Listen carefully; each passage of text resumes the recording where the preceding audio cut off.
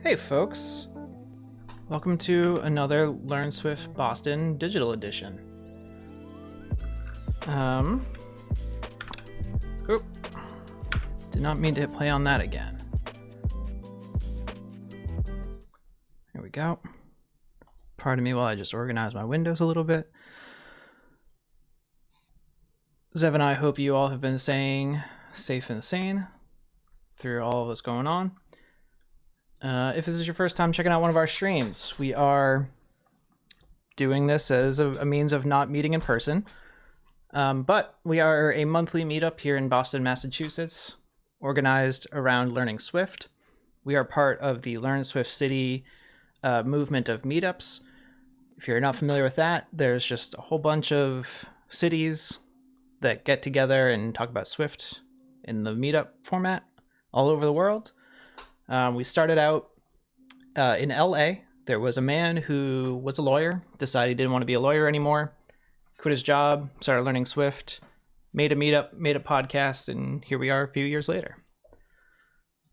We have a usual agenda. It's slightly different because the online format, but we have introductions and announcements. That's kind of what we're doing now. There's a typo in the agenda. We're not doing concurrency today. We're talking about debugging. So we're about to get to that. And we have one question for your introductions. If you could post it in chat, that is just the next thing you'd like to learn. We have a sister meetup, which my co-organizer Zev will talk about. Yes, hello. Am I doing that right now? Yes. Good. Hello, everyone. I host Swift Coders. It's normally over at Right Point in downtown Boston. It's always the week after Learn Swift, but of course it's online like everything these days. And it's kind of like a sort of open networking, and we've been playing with the online format. So it's been sort of a Q&A, bring your coding questions for the group, see if somebody can help you out with them. And we had a pretty good online one last month, and we're hoping to do the same thing again this month. Great. We are also a affiliate with raywenderlich.com. So if you use this QR code, it will take you to a website, and anything you purchase from that web instance will get a small percentage of your purchase, which goes a long way in helping support this meetup. And that's pretty much it for announcements. So I will be paying attention to chat and answering any questions you all have, while Zev is going to debug an app that I have built.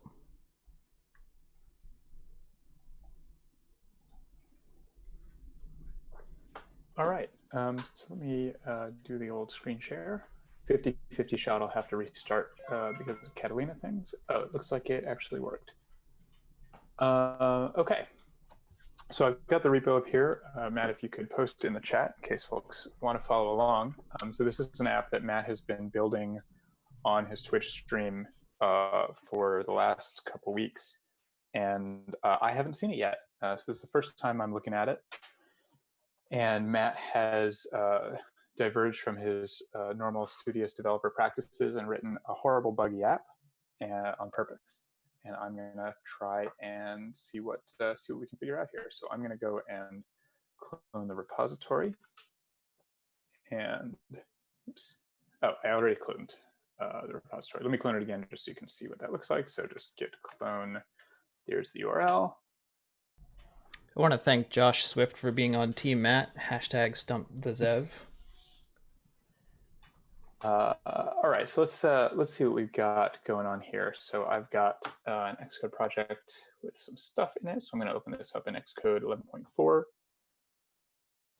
I think Matt developed this in 11.3, but we should be pretty okay.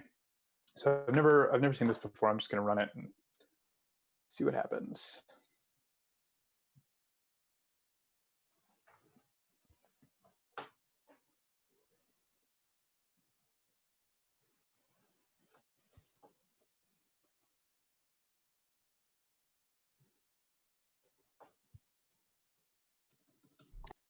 All right. While this is launching, I want to thank Nancy Powell for the follow, compiler error, Allo86, SwiftyMF, Prof Swift, all for the follows. Thank you very much. Goes a long way. All right, so the app launches. Immediately, we have give me your locations. I'm just gonna try don't allow because I'm feeling kind of feisty and I want to see if the app handles that kind of thing. So let's try don't allow. There is a question in chat. What is your ZSH template or the theme? I think it's kind of a little bit customized. I don't remember exactly what it is. The theme, which I use everywhere, the color theme is solarized light. So you'll see that in my TextMate and Xcode. So solarized light is the one there. And then I just sort of hacked together this prompt with like a million years ago. Okay, so I didn't give it my location, but that's it doesn't seem to have crashed, which is good. And I'm seeing city, so presumably this should be showing me. I don't know if that's a label or if that's supposed to be the city. I guess if you're debugging an app, you probably want to know what it's supposed to do. Otherwise, it can be hard to tell whether it's working correctly. Do you want me to give you that information, or do you want to grok that? I think it would be useful to have a small brief of just like what is the gist of what I'm supposed to be seeing here. Sure. So for you and for our viewers, I built this app using the Open Weather API. And so it is a 2-tab application. The first one gets the current conditions for the user's location, which won't work since you denied it. And the second tab, you can search by zip code to get a 5-day forecast. Cool. Okay. So like if I tried like my zip code and I hit a search and nothing happens. Nothing appears to be happening. So that's an interesting bug. I'm curious, did you build anything into the app to handle the no location granted scenario? I'm just wondering if that's sort of like part of the... I did not. I assumed that you would just give it. Okay. So like, that is a topic that we could talk about, but I think for sake of this exercise, the things that I'm going to use the bugs that are intentionally in there, and then we can, like, this isn't really a bug. This is just this thing wasn't implemented. Yeah, I built it in like 2.5 days. Yeah. So what? Why is the app not showing up in here? Well, I can probably find it under privacy, under location, debugging demo, and while using the app. Okay, so I should be able to run it now. All right, now it has location permission, but I'm seeing some errors in the console here. So a good thing when you're debugging is to keep an eye on Xcode's console. If you don't see it, it should come up when you start running the app. But if you don't see it, there's this little button down here, show the debug area, or Command-Shift-Y. And the console is split into 2 halves. There's the one on the right is the console, and the one on the left is the variables view. And we'll talk about variables later, but for now, I'm just going to talk about the console. And it prints out a bunch of stuff. And unfortunately, some of the stuff is sort of extra garbage from iOS that we don't really control, and we can't turn it off. And we can just hope that Apple will work on getting rid of those sort of internal log messages so we don't have to deal with them. And the reason that it's good to clean up your logs is so that when important logs come through, you can actually see what's going on. So I can see here, there is like Metal API validation. That's something to do with the simulator. I always ignore that one. And then this is also libmobile gestalt. That's some internal Apple thing. But then we get down here. I have some error happening. The operation couldn't be completed. And then CL LocationManager did fail with error. So there's some kind of error going on with some kind of LocationManager thing. I don't know what that is or where it's coming from, but I can start looking around. So maybe the operation couldn't be completed is text in the app. So I tried searching for it. Nope, that's not text in the app. So I'm going to start by looking at this Viewcontroller and just figuring out what it's trying to do by just looking in its source code for like the sort of lifecycle methods.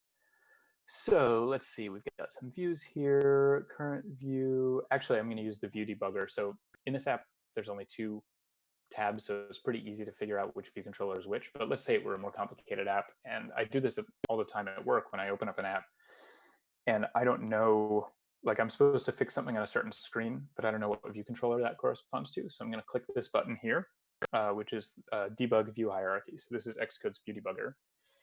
And this captures the view hierarchy of the app and shows it. It's showing me stuff like there's something here that I can't see in the simulator. So that's kind of interesting. That's an image view. And over here, it shows me my whole view hierarchy, and I can click around. And just for fun, I can click and drag this and view it in 3D, which is neat and actually sometimes really useful to find certain bugs. Like you'll find out you have multiple of your view controller, things like that. But I can see that it is my, I'll zoom in on that. That's my current view controller. So that's not, it's not just the view controller that is current.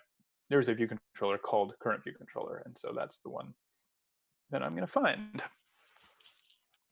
I know I said I was going to have the sweatshirt off, but I'm kind of chilly. So just let me know if the microphone starts rubbing against the zipper. Okay.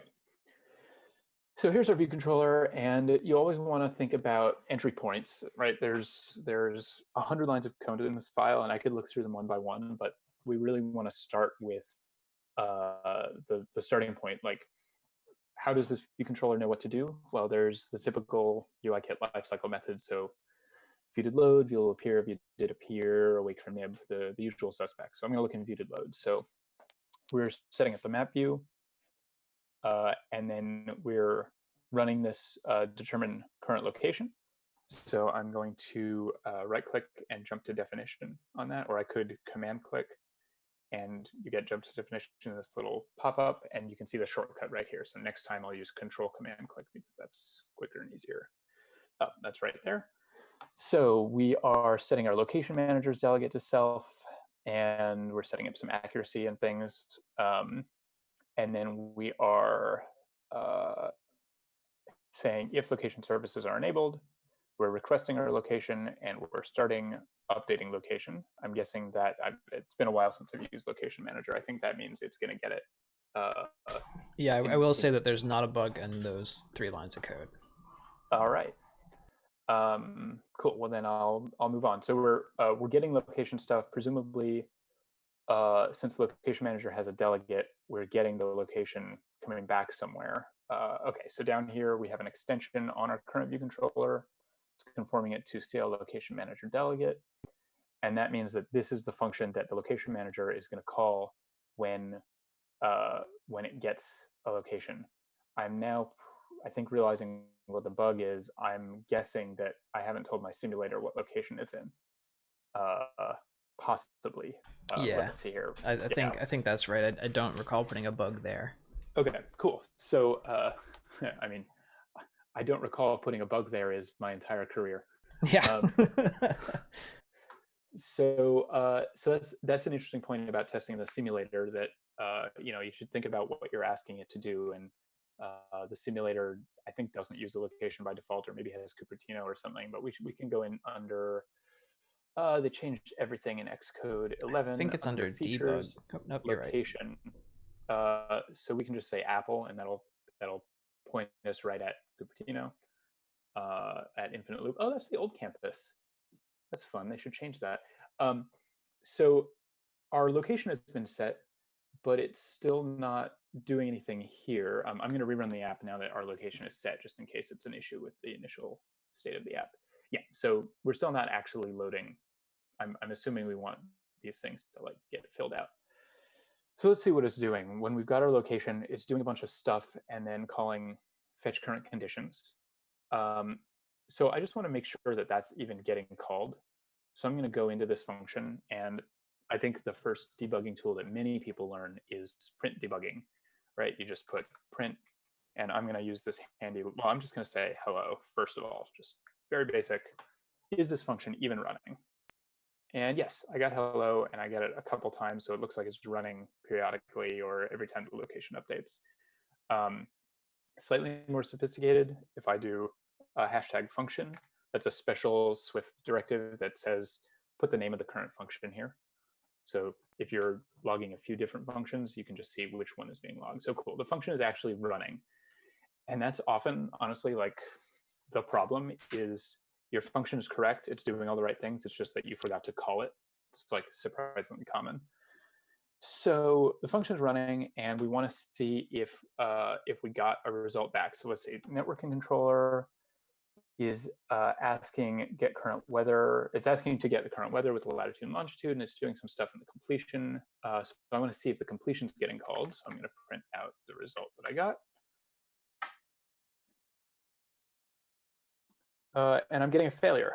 So I'm getting completion. I was worried that completion wasn't even getting called. It is getting called, but we're getting a failure out of our result. Cool. So let's jump into our get current weather and see what the problem there is. So we're inside the networking controller, and it's got an endpoint that defines some stuff on the weather APIs. And URL session data task. So I want to actually see what it's doing with the values that it gets back from the network. And I could put a print on basically every single line, but I want to do something a little more interactive. I want to be able to kind of see what's happening with the data as things are going along. And so I'm going to use a breakpoint. And I think breakpoints are really like the first case of like leveling up your debugging skills, of learning how to use the debugger. So the debugger is a tool. The one that comes with Xcode is called LDB. What am I doing? It's called LDB, and LDB is a tool that lets you basically pause in the middle of running code and sort of look around at the various variables and state of things. And if you have line numbers turned on, actually you don't even need line numbers, but you can click to create a breakpoint. You can drag to remove a breakpoint. Also, if you don't have line numbers turned on, I highly recommend you go into Xcode preferences under text editing and turn on line numbers. Maybe they defaulted by now, but it's really good for talking about code. So I'm going to set a breakpoint here, and I'm going to run the app. And LDB will halt the app when it gets to that line.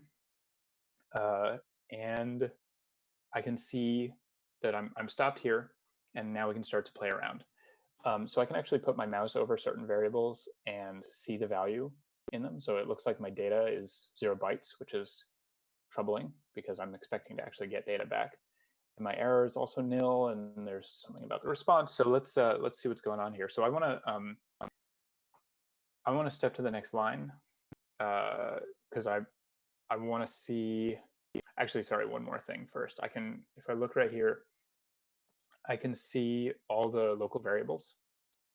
So like data here. Oh, that's interesting. This thought data was empty.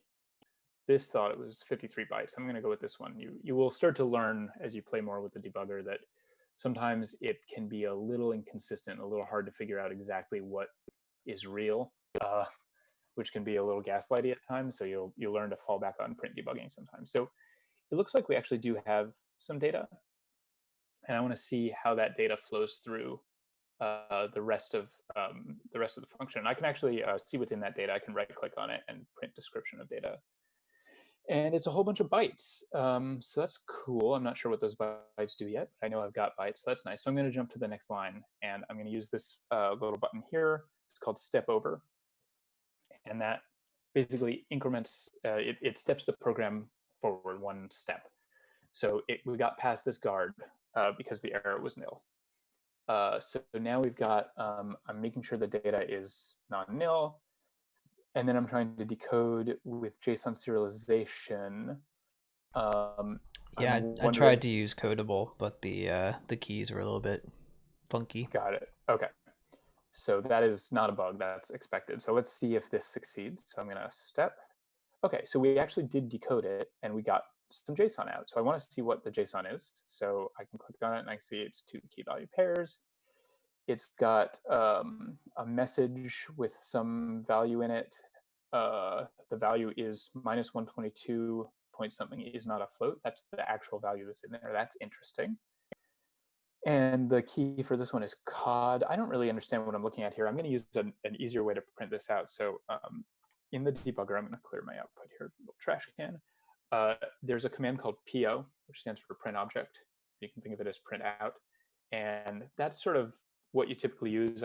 I remember hearing somebody talk about something that might be newer, but I think this is. I mean, feel free to post in the chat if you know of something more recent. But this is what I typically use. So I'm going to print out the JSON, and this will just print out the contents. I think it's V or VO is the new one at the last WWDC.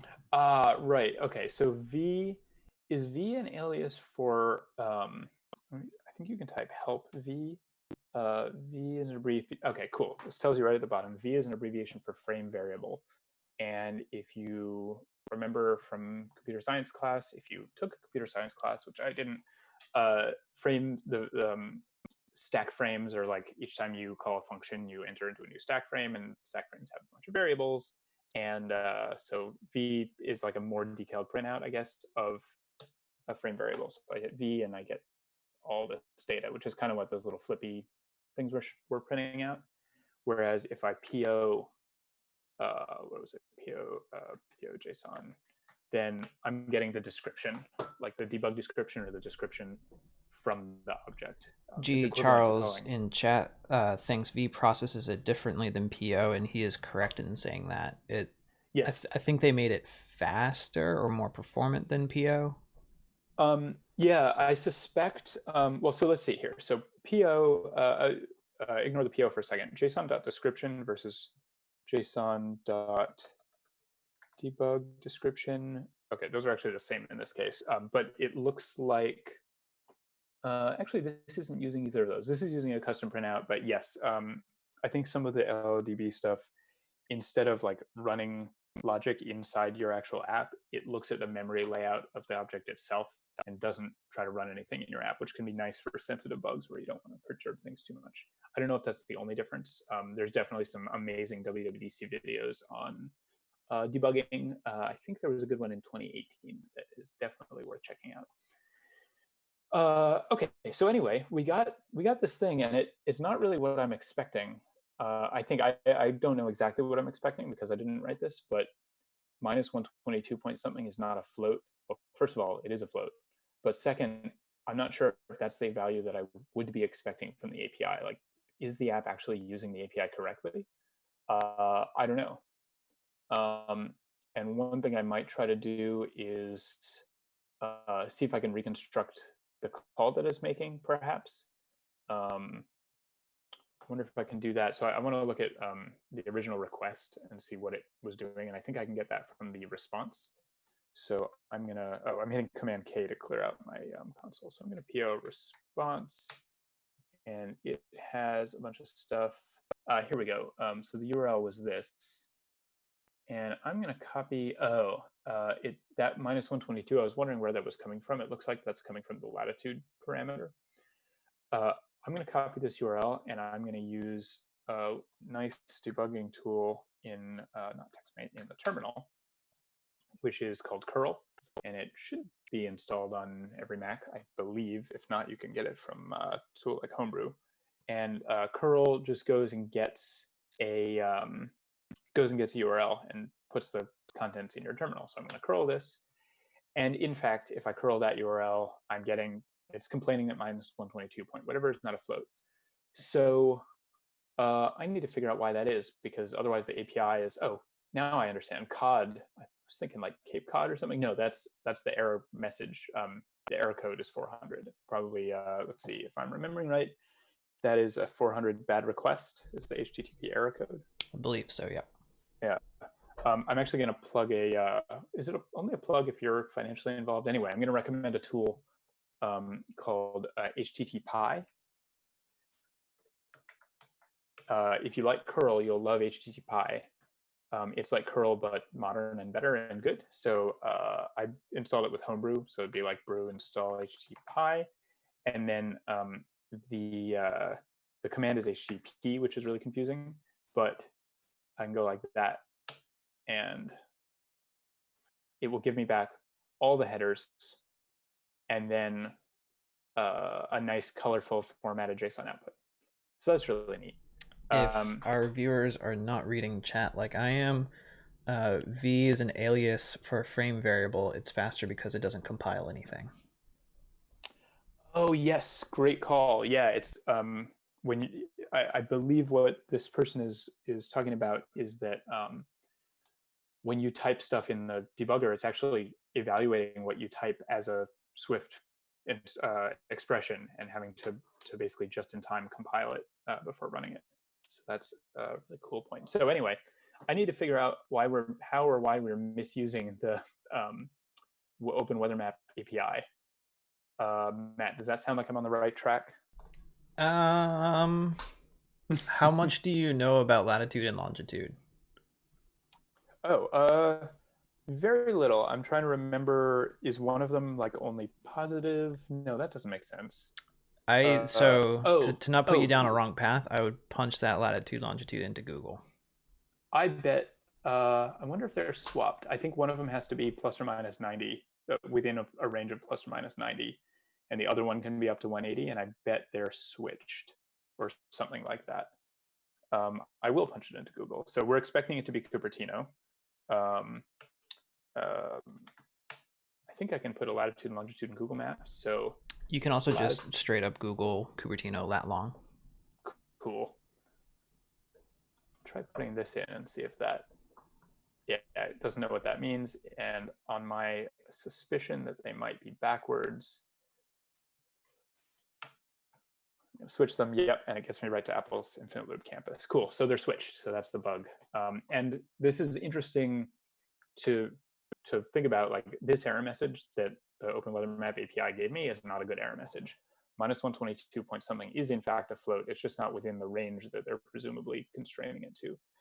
So now that I know what I'm looking for, we have basically an X and Y switched. So I've got to figure out where that's happening. So we're asking for latitude, longitude, lat, long, long, and then somewhere something's getting messed up. So maybe it's inside whatever this function or initializer is. We take in a lat and lat, long, lat, yep. So that's where the switch is, long and lat. That's a really good, really common bug. So change lat to lat. And you found the first bug. Congratulations. Long. So let's run it. I might have, if I was not as sure, I might have tested in curl first to see if that was right. But let's see, we're getting more bytes now, which is promising. And I'm just going to turn off the debugger. So if I click the breakpoint, then it is disabled. So I can leave it there and maybe turn it off and turn it back on later. And then the button I clicked was continue to keep running the app. Hey, cool, look, it says Cupertino, it says overcast clouds, feels like 52.24. And it has wind speed. So I think we fixed that bug. So I'm actually going to commit these on a branch, and then I'll push them up when I'm done.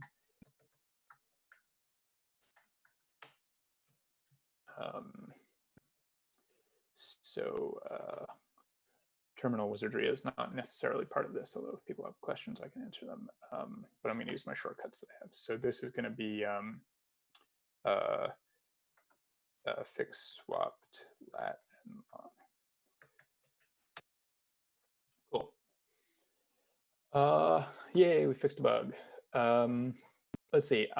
Now, I happened to notice when I was in the view debugger that there was a picture, like an image view here. Let's go back and look at that again. I'm guessing there's supposed to be something in that image view, but currently there's nothing. I'm going to pull out the right sidebar and look a little more specifically. Yeah, so not only is it like a white image or a clear image, there's actually no image in that image view.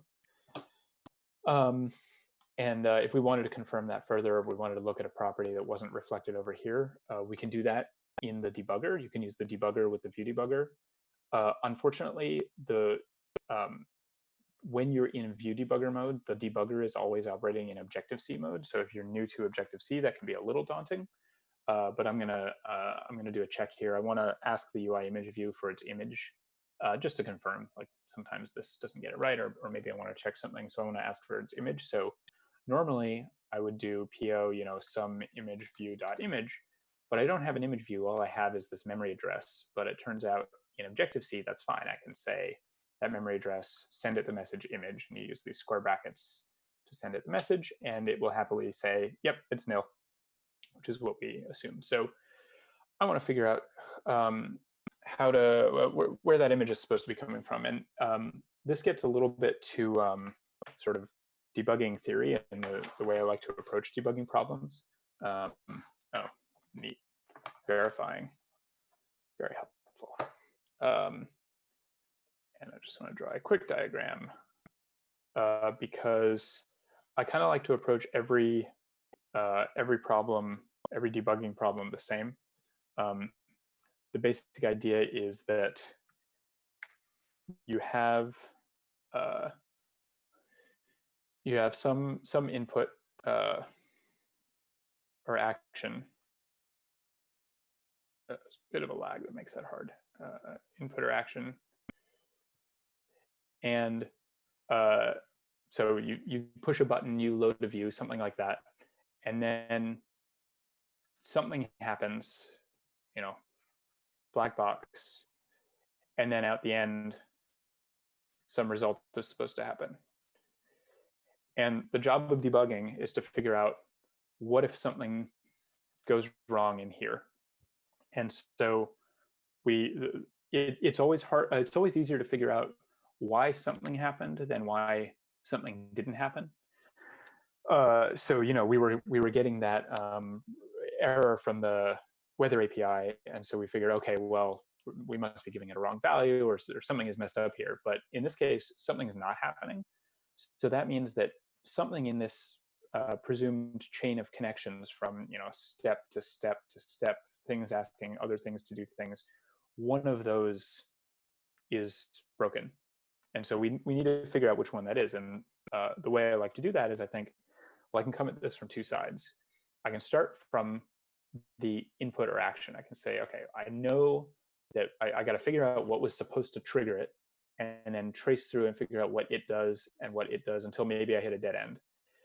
And maybe I'll find it from there, maybe I don't. But I can also start from the result and say, okay, I can find the thing that was supposed to set this image view, and then figure out what was supposed to call that function and what was supposed to call that function, work my way back, and hopefully find where the break is somewhere in the middle. So that's what we're going to do here. So first step is probably to find where that image view even comes from, where that is. I'm thinking there's probably storyboards in this app. So I'm going to go to the main storyboard, and there's my image view.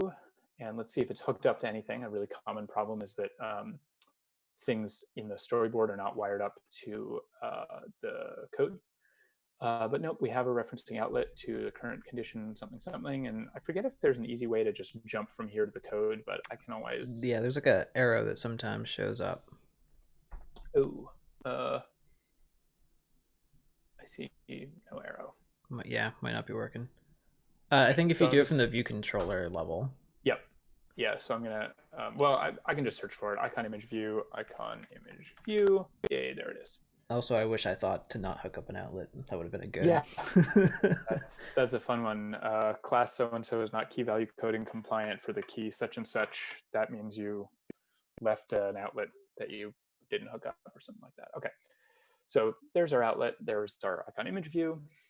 And I'm going to Command E to load it as the search and Command G to find. It's just instead of Command F and all that stuff. Okay, so there it is. So we have this fetch icon function that goes into some stuff. So first step is this function even called? So let's throw a breakpoint. Yep, it's called. Great. So we don't have to worry about that anything ahead of that is getting called. And the ID is 04D. I have no idea if that's right because I'm not familiar with the API. Okay, so a little voice in my ear is telling me that it is. Okay, so so now think back to the diagram. We know that the icon fetch is being requested. So that's like up here. Down here, we want to know, so working backwards, is the completion being called? So I'm going to set a breakpoint inside the completion and run this again. Nope, completion's not getting called. Great. So we've now narrowed down our search to probably something inside here. At a guess, I'm going to say we forgot to call resume because it's always that you forgot to call resume. Hey, we forgot to call resume. So this one is one of those ones that you have to go through the minds of not having done it enough times that you just always know to look for it. When you do URL session shared data task, that gives you a task, but the task is not running. You always have to call resume on it. And we did call resume up here. but that's no indication that we will remember to call it here. I'm going to just preemptively look at the other URL requests. Okay, we did on this one. Fun fact, I actually forgot to do the resume on the second one, but not the first one when I was coding it. Nice. Amazing. Yeah, it's very common. I did it like the very most recent time, like a couple weeks ago that I used URL session. I forgot to call resume. It's very common. So called resume. Let's see if that's enough to fix it or if there are more bugs.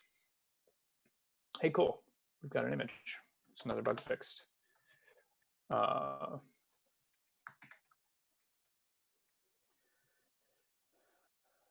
What's next? Feels like 54.88. I assume that's correct. Yeah, I think that's everything that's in this view.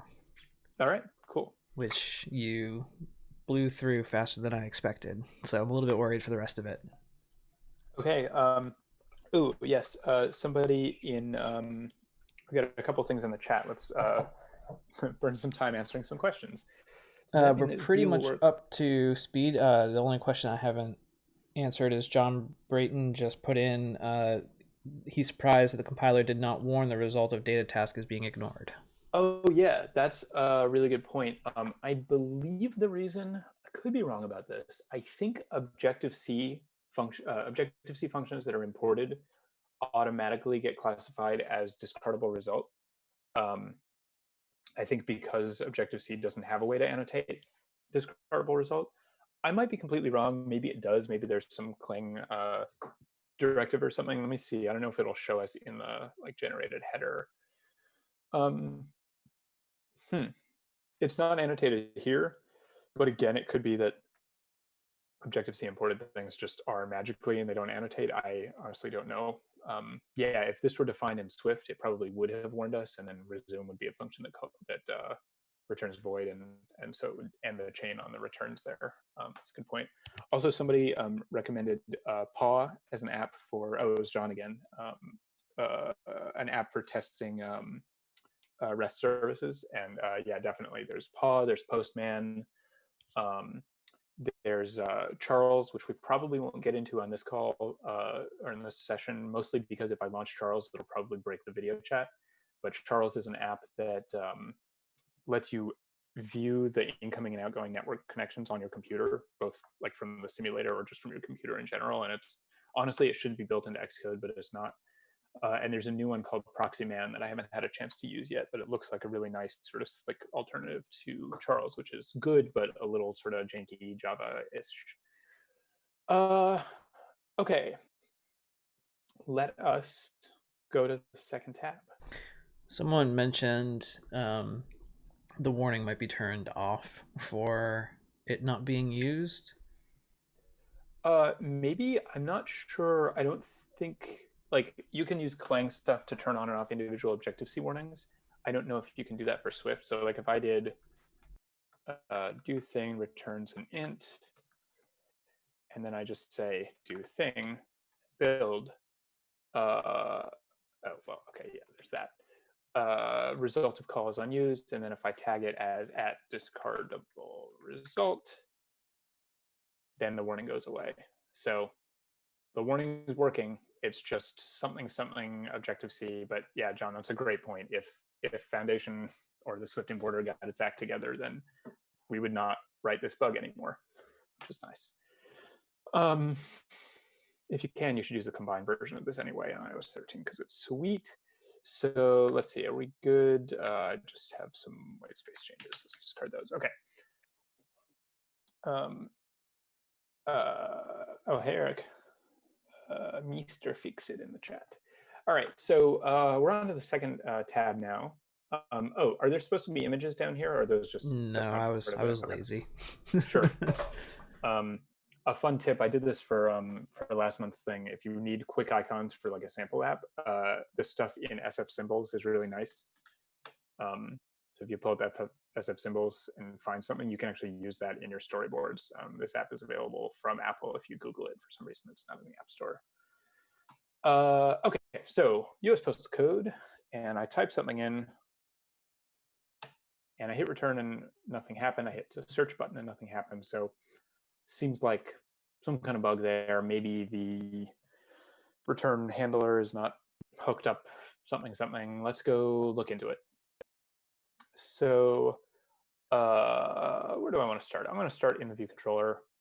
Again, we could use the view debugger to figure out which Viewcontroller it is, but by process of elimination in this simple app, I know which one it is. And let's see what we got here. We have a search bar.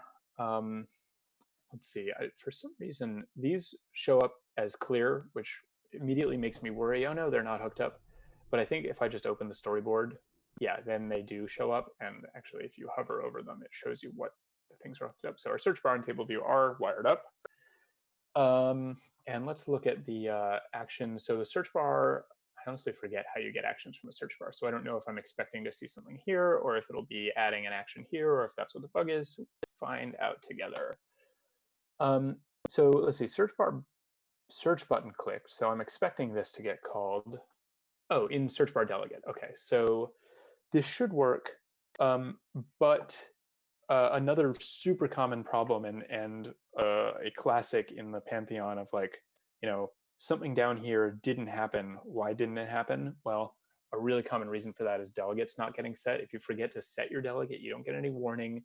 Nothing in the compiler. Things are perfectly happy to not have delegates. It just fails silently. So they're some of the hardest things to debug, unless you've been doing it long enough that you just know to go, anytime you see the word delegate, your brain immediately goes, oh, I better make sure that delegate is set. So I didn't see a delegate hooked up in the storyboard. Let's go double check that. Yeah, the delegate isn't wired up to anything here, and that's fine because it could be hooked up in code. But it's not. So I'm just going to hook it up in the storyboard. That seems easiest if it'll let me do it. Just drag delegate to the whichever top one turns blue. Let's try that.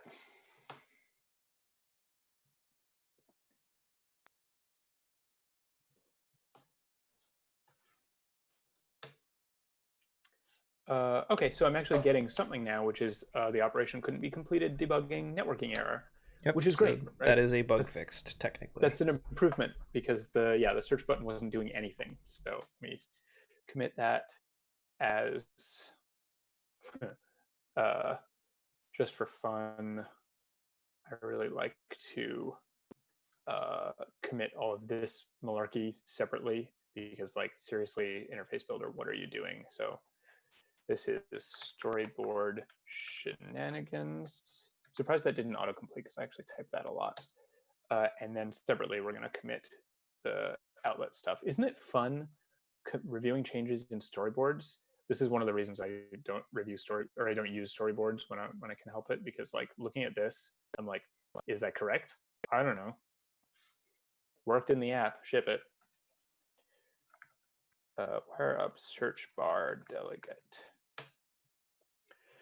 So now we have a new problem. Yay. So I'm getting a networking error. So that means that we probably got as far as actually calling the thing, maybe even somewhere in the completion. So I'm going to jump into get 5-day and see if there's something happening in here that's incorrect. So we make a request. We have lost syntax highlighting, which sometimes happens because Xcode. Usually if you break the code and try to build and then fix the code and try to build again, sometimes it will come back, sometimes not. We'll deal with it. I usually just quit Xcode to make it come back. Try that.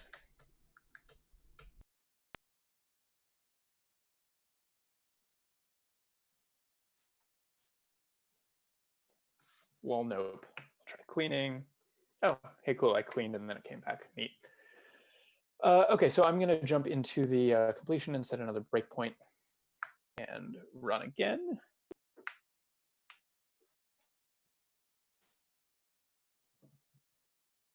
A thing to think about when you're debugging and also when you're just writing your apps is if you have to do 2 clicks, type a bunch of things and hit return, that's fine for your user. But if you have to do it 100 times to debug something, that gets really annoying. So thinking about ways to make your app be able to go into certain modes where it's easier to debug is really like time worth spending up front. Things like debug menus, secret gestures, like a 2-finger triple tap to bring up a secret menu, or just some easy way to go and set like, I want this tab to always come up first is really useful. So anyway, I'm going to type in our thing again, hit search. Alrighty, so data, we have something.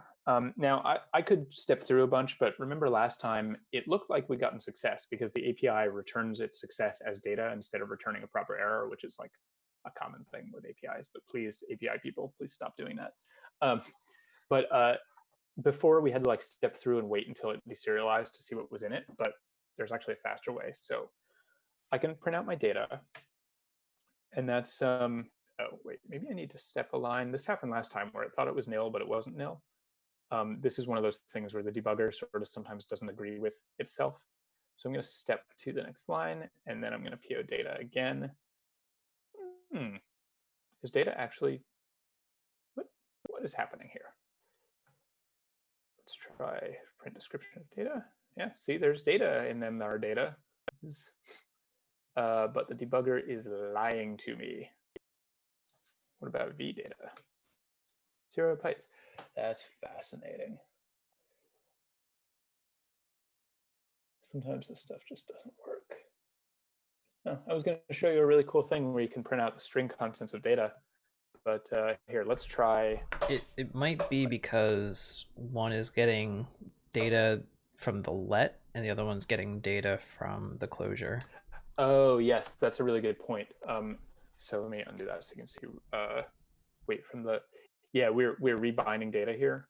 And since the green thing shows that I'm on that line, we're sort of in the middle of a variable assignment, so it's a little confused about what's going on. I'm just going to make myself a little temporary variable called working data, and hopefully that one will actually have data in it, so I can show you the thing I actually want to show you.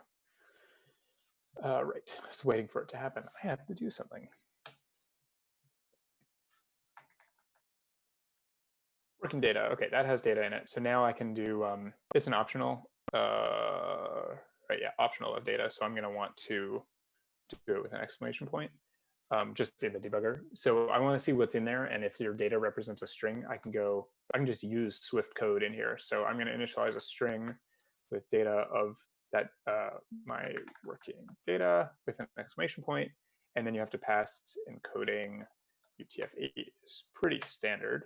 Hey, cool. So we got a 404 with a city not found. Cool. So we are probably misusing the API again. So let's jump into, I'll leave that there. We might need that. Let's jump into this endpoint. So Matt has nicely taken the logic of building the URL for the request and sort of pulled it off into this endpoint thing, which is common and good practice. Yeah, I couldn't make a completely terrible app. Yeah. So the 5 days. So we looked at, we fixed a lat long in this one. Icon was working well. So let's look at the 5 days. So let's see. So weathermap.org/data/ oh, interesting. My first thing I noticed is, oh, never mind. I saw the 2 here and 2.5 here and thought that was the bug, but this is just wrap the 2.5 to the next line. False alarm, let's see, forecast, zip equals, and we pass it the zip code, comma, US. So I assume that's the right way to do that, or maybe not the right way. I'm going to check the yeah, the API does take Canadian okay, so postal it's codes. Zip code, comma, US, and yeah. Yeah. So that's interesting. So it thinks something's not quite right there. I want to play with this request a little bit in curl or HTTPy just to see what we're maybe doing wrong. So I'm going to break here to see what the request ends up at, and then I'm going to grab that request. One nice thing about breakpoints that's like way better than print debugging is you don't have to rerun the app. Like I just set a new breakpoint, and I'm going to hit continue and just try this again. And now I'm debugging a new thing without having to rerun the app. That was, I think, one of the biggest things for me when I was learning to use the debugger, is that every time I was so used to print debugging that I'd be like, all right, time to set a new breakpoint and rerun the app. Nope, you can just hit continue and hit the breakpoint again, which is really nice. So Pro Hermit is wondering if we are missing city from the request. It is entirely possible. I assumed that the zip would be enough to get us the city. So that's why I want to just see if the zip is getting formatted correctly first. and go from there. So I'm going to copy that, go into here, run that. Okay, at least I get the same thing.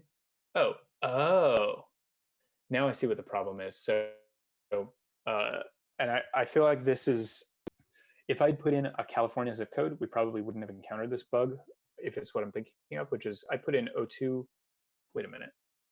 Okay, I don't know what the bug is yet, but that's not a zip code. 3131 is not a zip code. So something Primal is Red mangling. would like to know if you could go over the differences in breakpointing on a line, stepping into and stepping over a breakpoint. Absolutely, yes.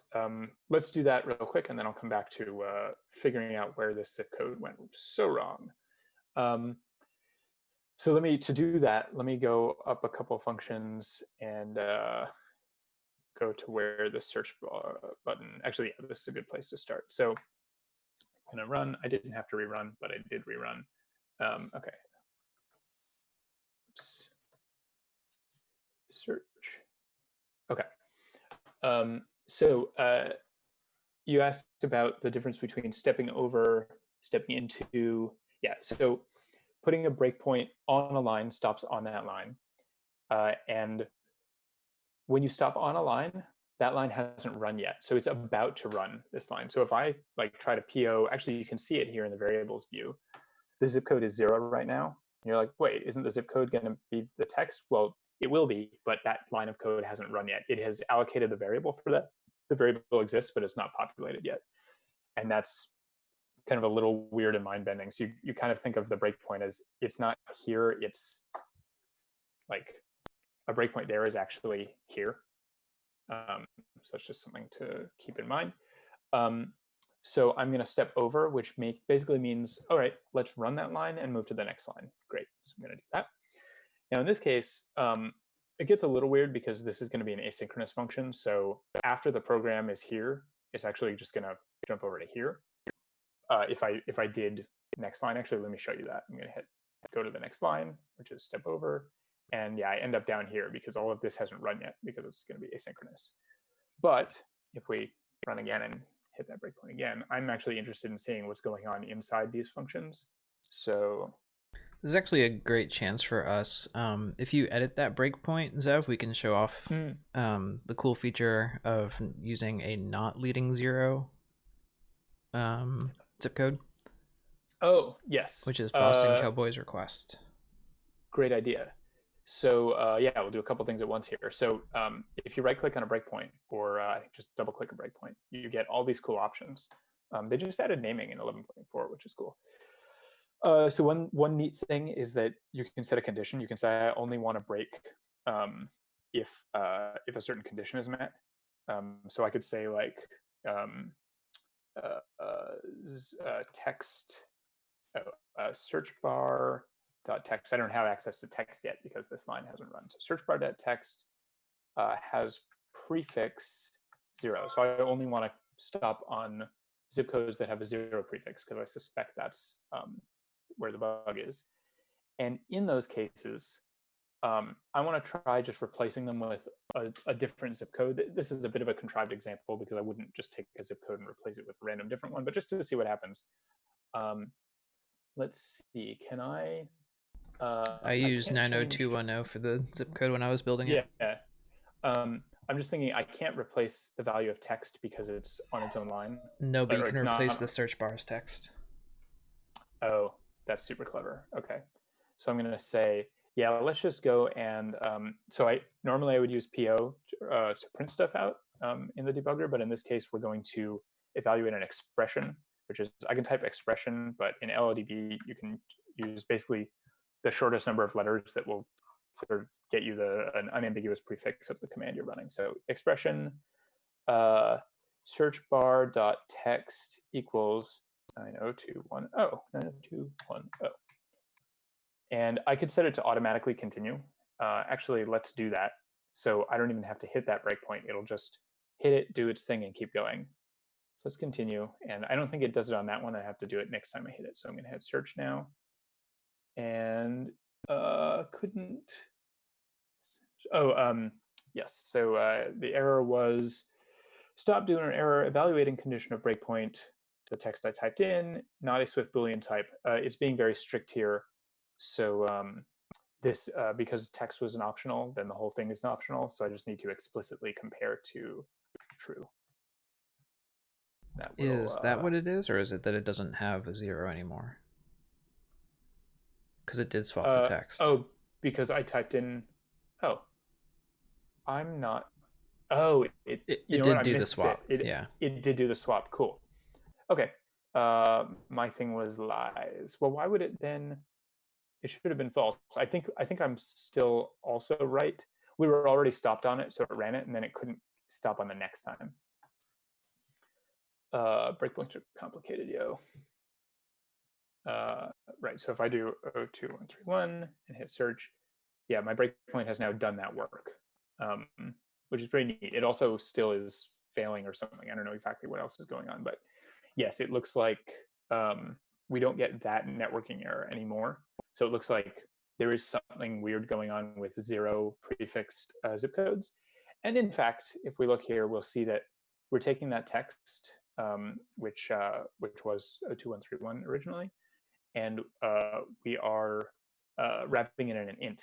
And the thing about converting strings to ints is that it will do nice things for you, like trim off leading zeros. This is also just worth thinking about in terms of like designing your data. Don't store things as ints unless you're going to do math with them, or like, you know, indexing kind of things. If it's a zip code, it's going to have a leading 0 if it's on the East Coast. So you're going to want to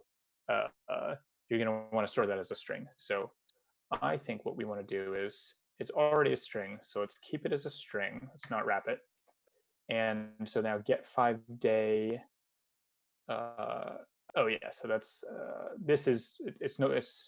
I'm already unwrapping the optional as a string, so that just becomes the zip code. I don't need to do the second level of unwrapping.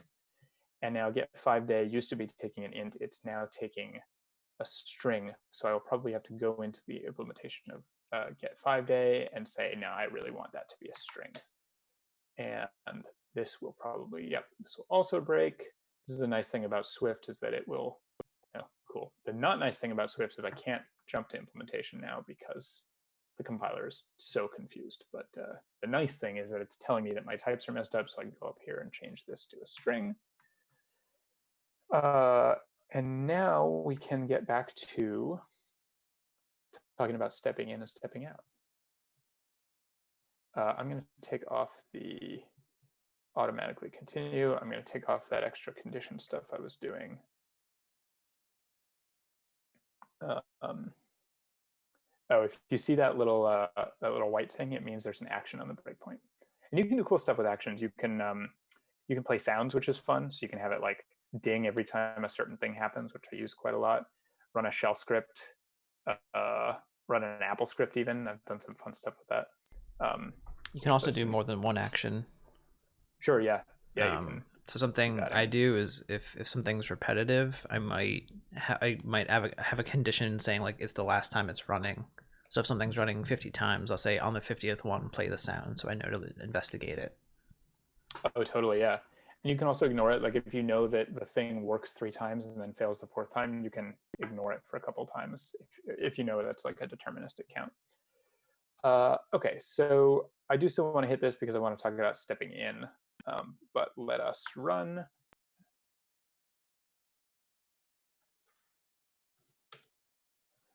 And so instead of just skipping over this, I want to see what's happening. Like we're poised on this line. It's about to run network-controller.get 5-day. I want to see what's happening inside get 5-day. So I'm going to hit this next button here, which is step into.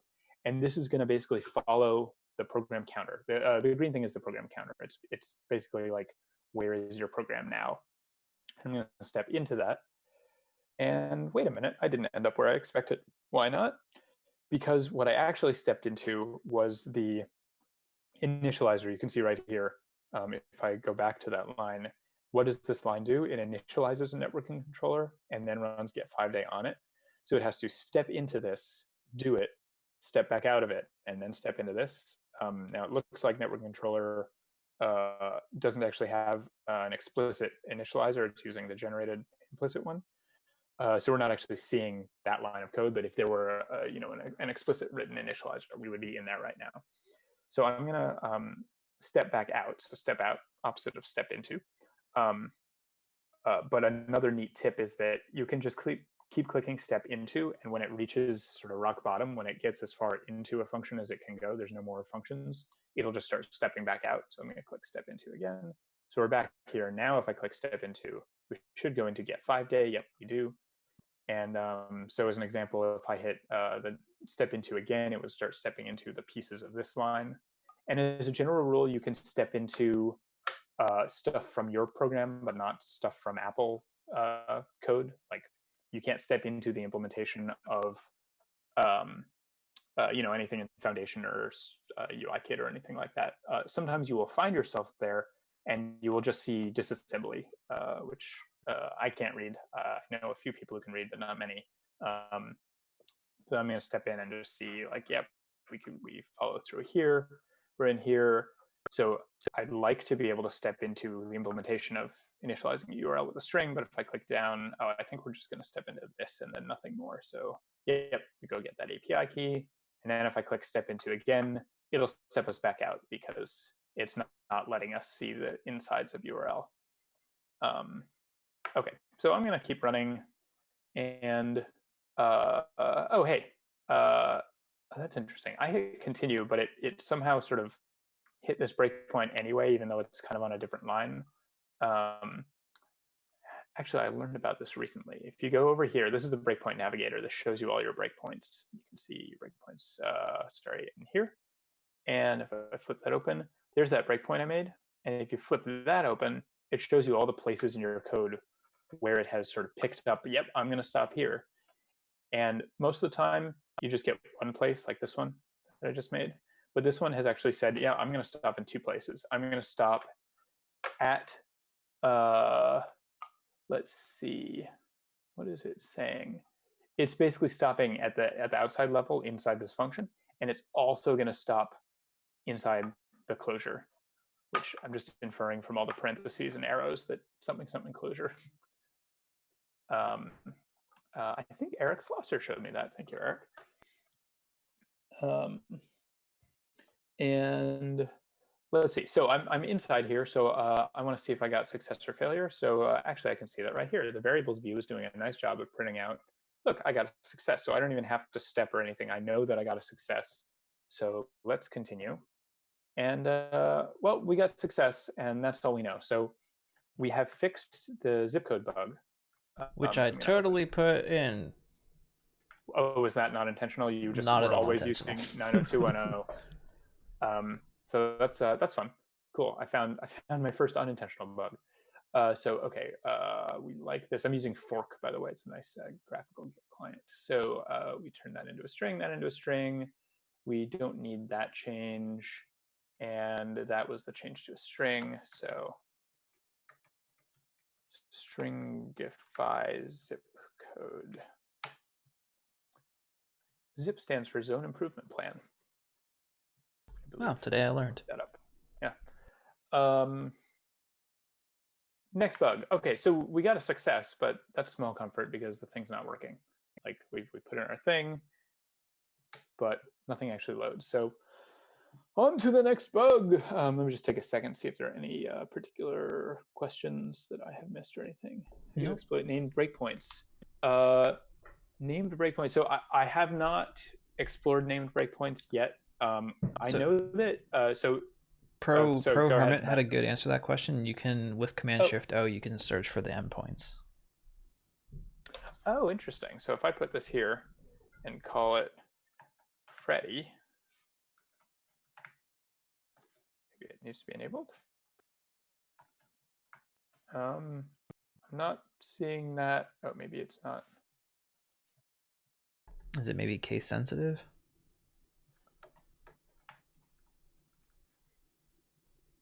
So it's for finding files. Somebody says, yeah, now that you mention it, that would be a great feature, especially because I sometimes will set a breakpoint and disable it just as like a bookmark so I can get back to somewhere in a file. It would be great. He said endpoint, and I read that as breakpoint. My bad. Oh, okay.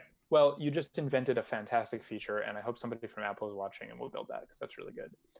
The other thing with name breakpoints is all this breakpoint stuff is a graphical interface that Apple built in Xcode on top of LLDB. You can do all this stuff in the LLDB command line. You can even do it straight from the terminal if you're working on like a command line app.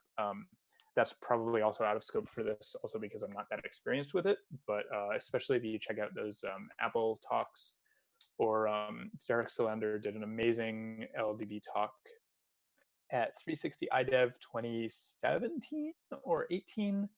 That if you can find, if it's online, has a lot of good stuff about like breakpoints. He's also got a whole book on it from Ray Wenderlich, so check that out as well. But yeah, when you're dealing with breakpoints, you can refer to other breakpoints. You could like have one breakpoint that finds another breakpoint by name and enables it.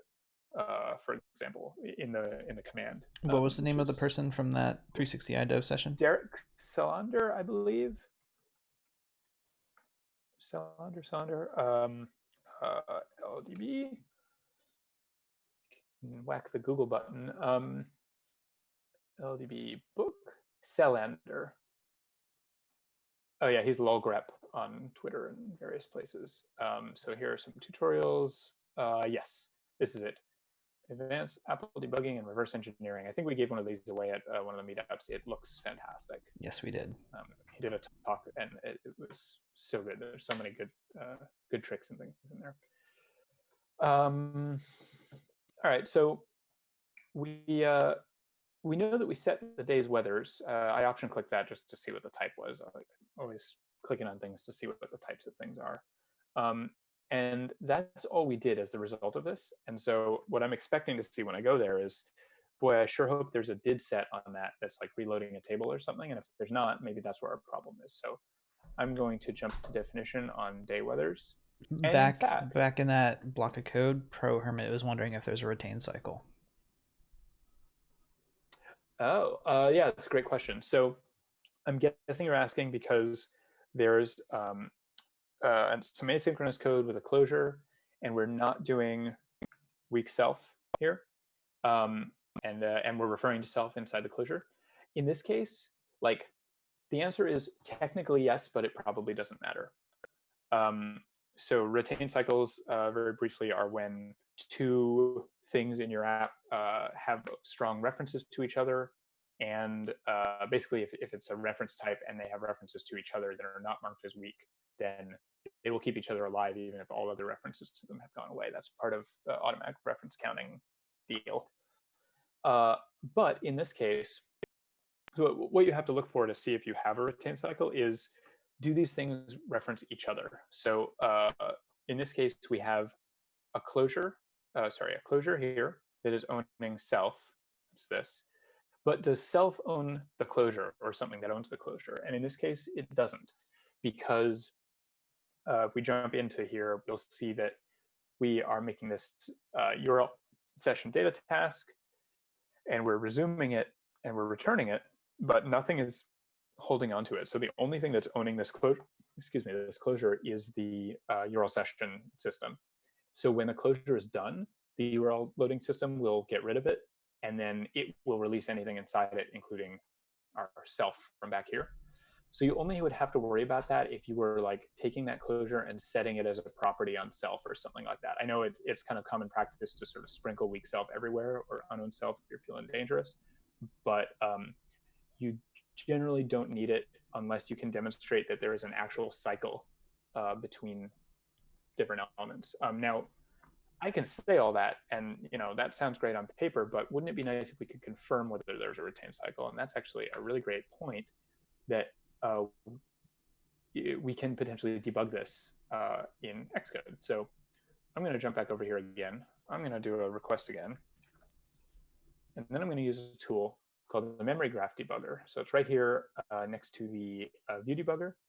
And you click it, and it goes and figures out all the objects in your app and figures out which ones are currently holding references to other ones and draws you a little map of all of those references.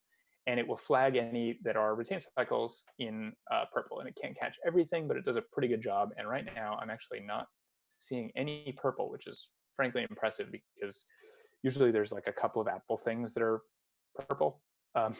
So I'm impressed and pleased that we don't actually have any retain cycles.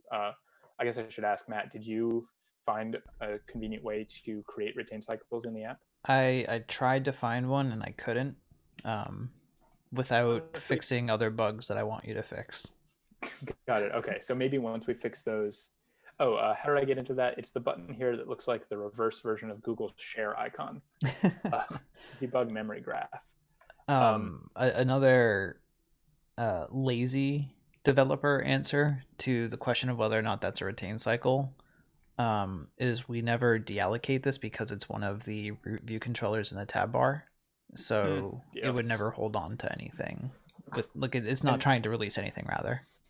So even if it is an honest to goodness memory leak, it doesn't matter because the whole app is a memory leak in the sense that that view is never going away, so it doesn't matter. Now, if somebody changed the app in the future so the view does go away, then you've got a problem.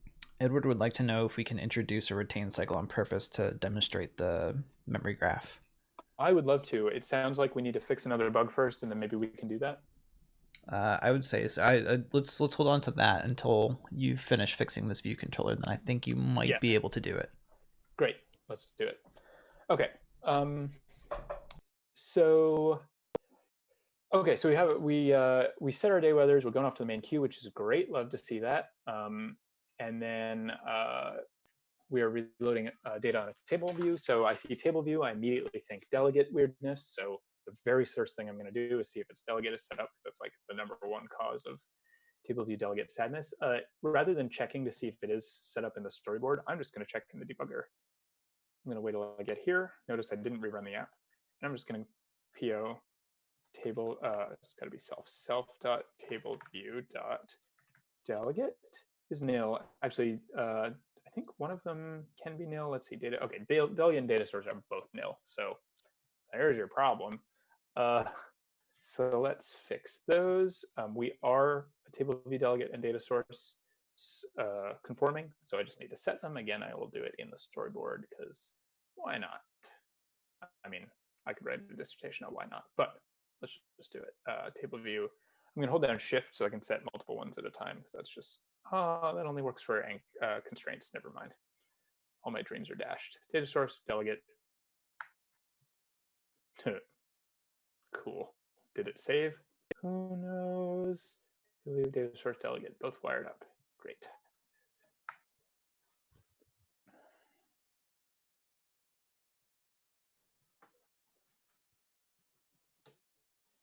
Sweet. Table view is loading.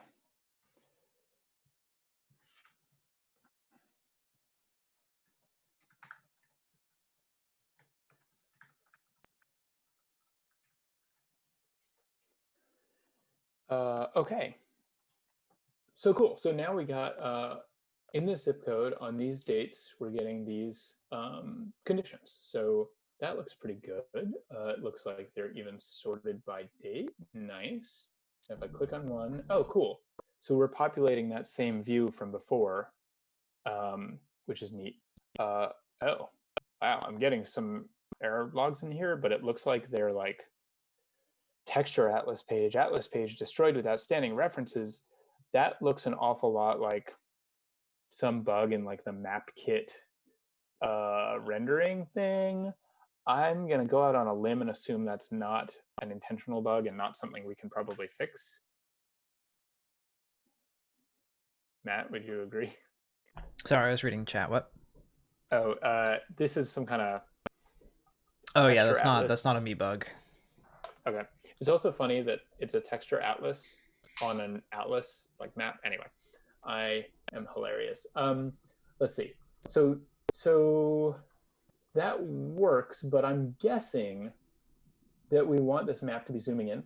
Is that correct assumption? So you have already seen this screen. Oh yeah, there's stuff missing. The picture's missing. That's one thing. And there's something else down here. There's feels. Oh, well, first of all, that's quite high. Strangely close to boiling point of water in Kelvin, but I think that's a coincidence. Maybe not. And then there's another field, I think. Yeah, wind speed. So maybe we're missing wind speed as well. Also, Cool. the user's location. Oh, yeah, because you searched. Yeah, that's fine. Okay. Or wait. Yeah, it's showing the user. It's always going to show my quote unquote location, which is Cupertino. But are we expecting the map to zoom in on the user's location? It looks like it's centering like my location and my zip code that I typed or something. What's the you're the designer and the product manager. Yeah. What's the intended behavior here? I'd like the proper UX would be to put a pin where you searched, but I did not at all code that, and I don't expect you to go doing map annotations. Great. So we want to fix this picture and the ridiculous temperature and the possibly missing wind speed. Cool. So let's see. We have table view did select row at, and so let's just break in there and kind of step through. It's sometimes easier than reading code is stepping through one line at a time and see kind of what's going on in there. So select, and I'm going to pay attention to which one I'm selecting, just in case there's also a bug of like passing in the wrong date or something, which is also something really worth thinking about. Like a lot of these are really obvious. The data is missing or the thing doesn't work, but like if I had a bug where I clicked on one of these days and it loaded up the data for the wrong day, how would I notice that? If it's weather data, it's not like I can look at that and go, oh, I know that data is wrong. You kind of have to put some safeguards in place to check against that. And that's the kind of thing where automated testing can be super duper helpful. But in the absence of that, I'm going to get 420 just because it's memorable. I'm going to click on that. And now let's step through it. And so we're seeing overcast clouds. I'm expecting to see overcast clouds in there. So I'm doing a safety guard to make sure that I'm in bounds, and then I'm getting that Viewcontroller that I'm going to load up. So I'm using a step over to just go line by line. I'm telling that Viewcontroller that it doesn't need to fetch my location. I don't know if that's correct because I forget what this does. Yeah, so basically when you request a user's location, you constantly keep requesting it because you might be doing navigation, so you want to know like as the user's moving. So this is to make sure I'm not DDoSing the Open Weather API. Got it. I might rename that continuously fetch location, but that's not that's fine. Cool. So then we're setting its current weather to this, and I'm just going to check index path.row, index path.row. So probably it's the right one, but you know what? Let's check. I'm going to PO that, and I'm just going to, the same line of code that it's doing, I'm going to do day weathers, index path.row.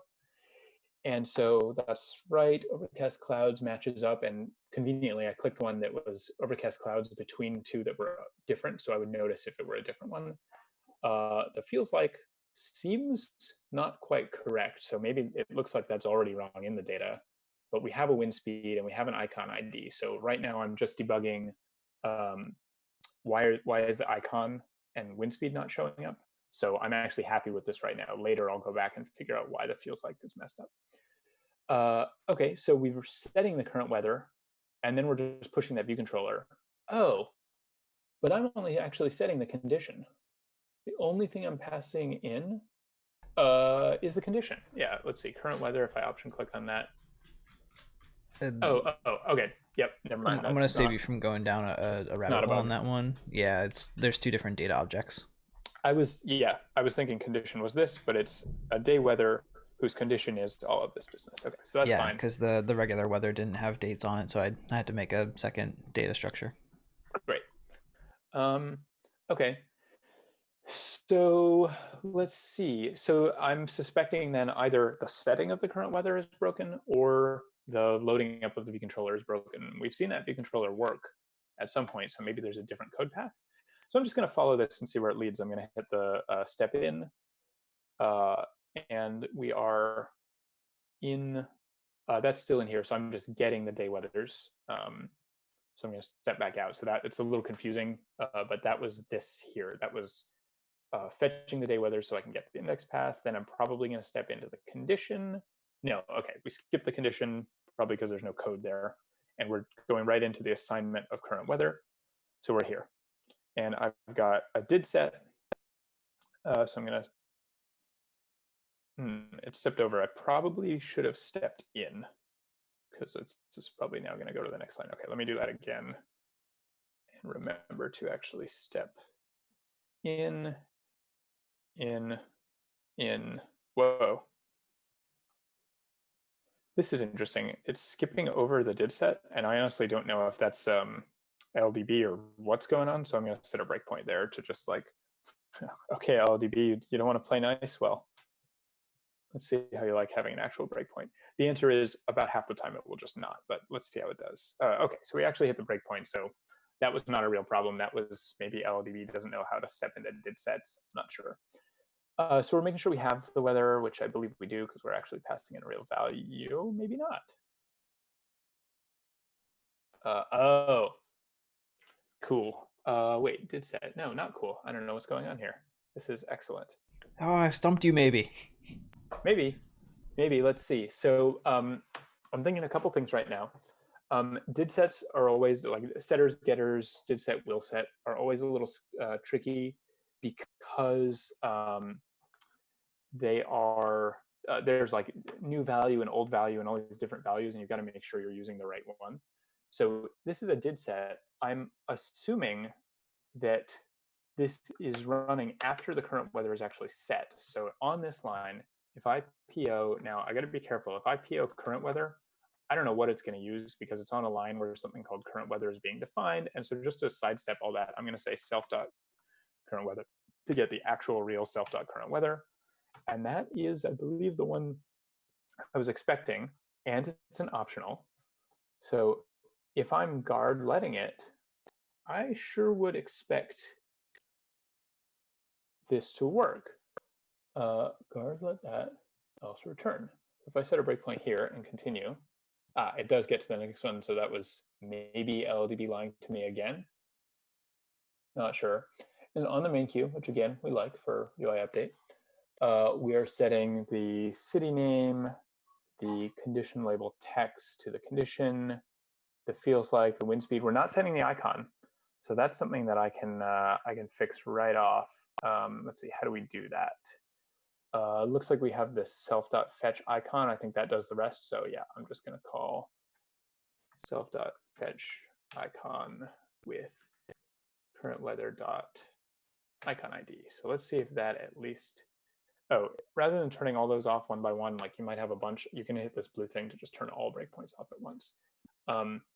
And again, for fun, let's see if we can have this run as a breakpoint just to see if it would in principle fix the problem without actually rerunning the app. So I'm just going to make a new breakpoint there, automatically continue, add an action, run a debugger command, expression, do that thing. And I'll turn off those other ones. And let's see if I can continue and load that up again. And yeah, it's loading the icon now. So I fixed the bug in a breakpoint. We've also fixed the bug in code. So next time I run, that will work. So you did fix the bug, but you introduced a performance issue. Interesting. All right. I didn't notice the performance issue because I was in the, actually, if it's caching the image, we might not notice it, but let's see. No, I'll tell you what it is. So on the first tab, you're now fetching the image twice. Oh, neat. Whoops. Let's see. So we were fetching it. Is that because we're always setting the current weather? Let's see. We set the current weather here and we fetch the icon. Oh, yep. Got it. Cool. So in fetch current conditions, we were getting back the weather conditions, setting the weather and fetching the icon. But now I've made set the current weather also fetch the icon. Well, it seems like the nice thing to do is just delete this line so that it's always fetching inside here all in one place. Makes sense to me. And we should test and make sure that, and that's something I might not have noticed because like it doesn't break the app, right? Everything still works. That's the kind of thing where you want to have good logging, you want to have good network debugging, you know, just sometimes even if you think your app is working fine, fire up Charles Proxy or put in some network logging and just see, maybe you're firing off duplicate network requests accidentally. I know I've done it. So this is still working. If I go in here, this is still working, and you should usually test on more than one. So you don't, like, sometimes you'll fix one case and not realize that you've not fixed something else. Cool. So fix weather icon loading. All right. We have, oh yes, great suggestion from ProHermit0 or ProHermit, probably 0, that you can preview the icon. So once we got the image here, I'm just going to set a breakpoint. So let's say you're in some code that's getting an image, and you're just curious if the image is right. You can click on the image here, and you can flip it open and see all its properties. But there's this really cool little quick look button down here. You can actually see the image. You can even open it in preview, which is tremendously useful. And just like in the Finder, the spacebar or Command Y doesn't do it. But anyway, spacebar does it. So you can preview the image there, which is, yeah, just tremendously useful. And one other really neat thing I'm just going to throw in is you can actually add custom expressions to the variables view. So like if I were in here, I could do, maybe I was interested in the image's size. So I could go po image.size, and I can see that. But let's say I always want to see the size every time I'm here. I can, let's see, how do I do this? I can right click, add expression, and I think I can just say image.size. And now it will actually render the size for me in a nice little preview if it's a type that supports it right in the variables view, which I think is just pretty darn cool. And then I can hit delete when I'm done with that. And just one other, because I think I didn't explicitly show it.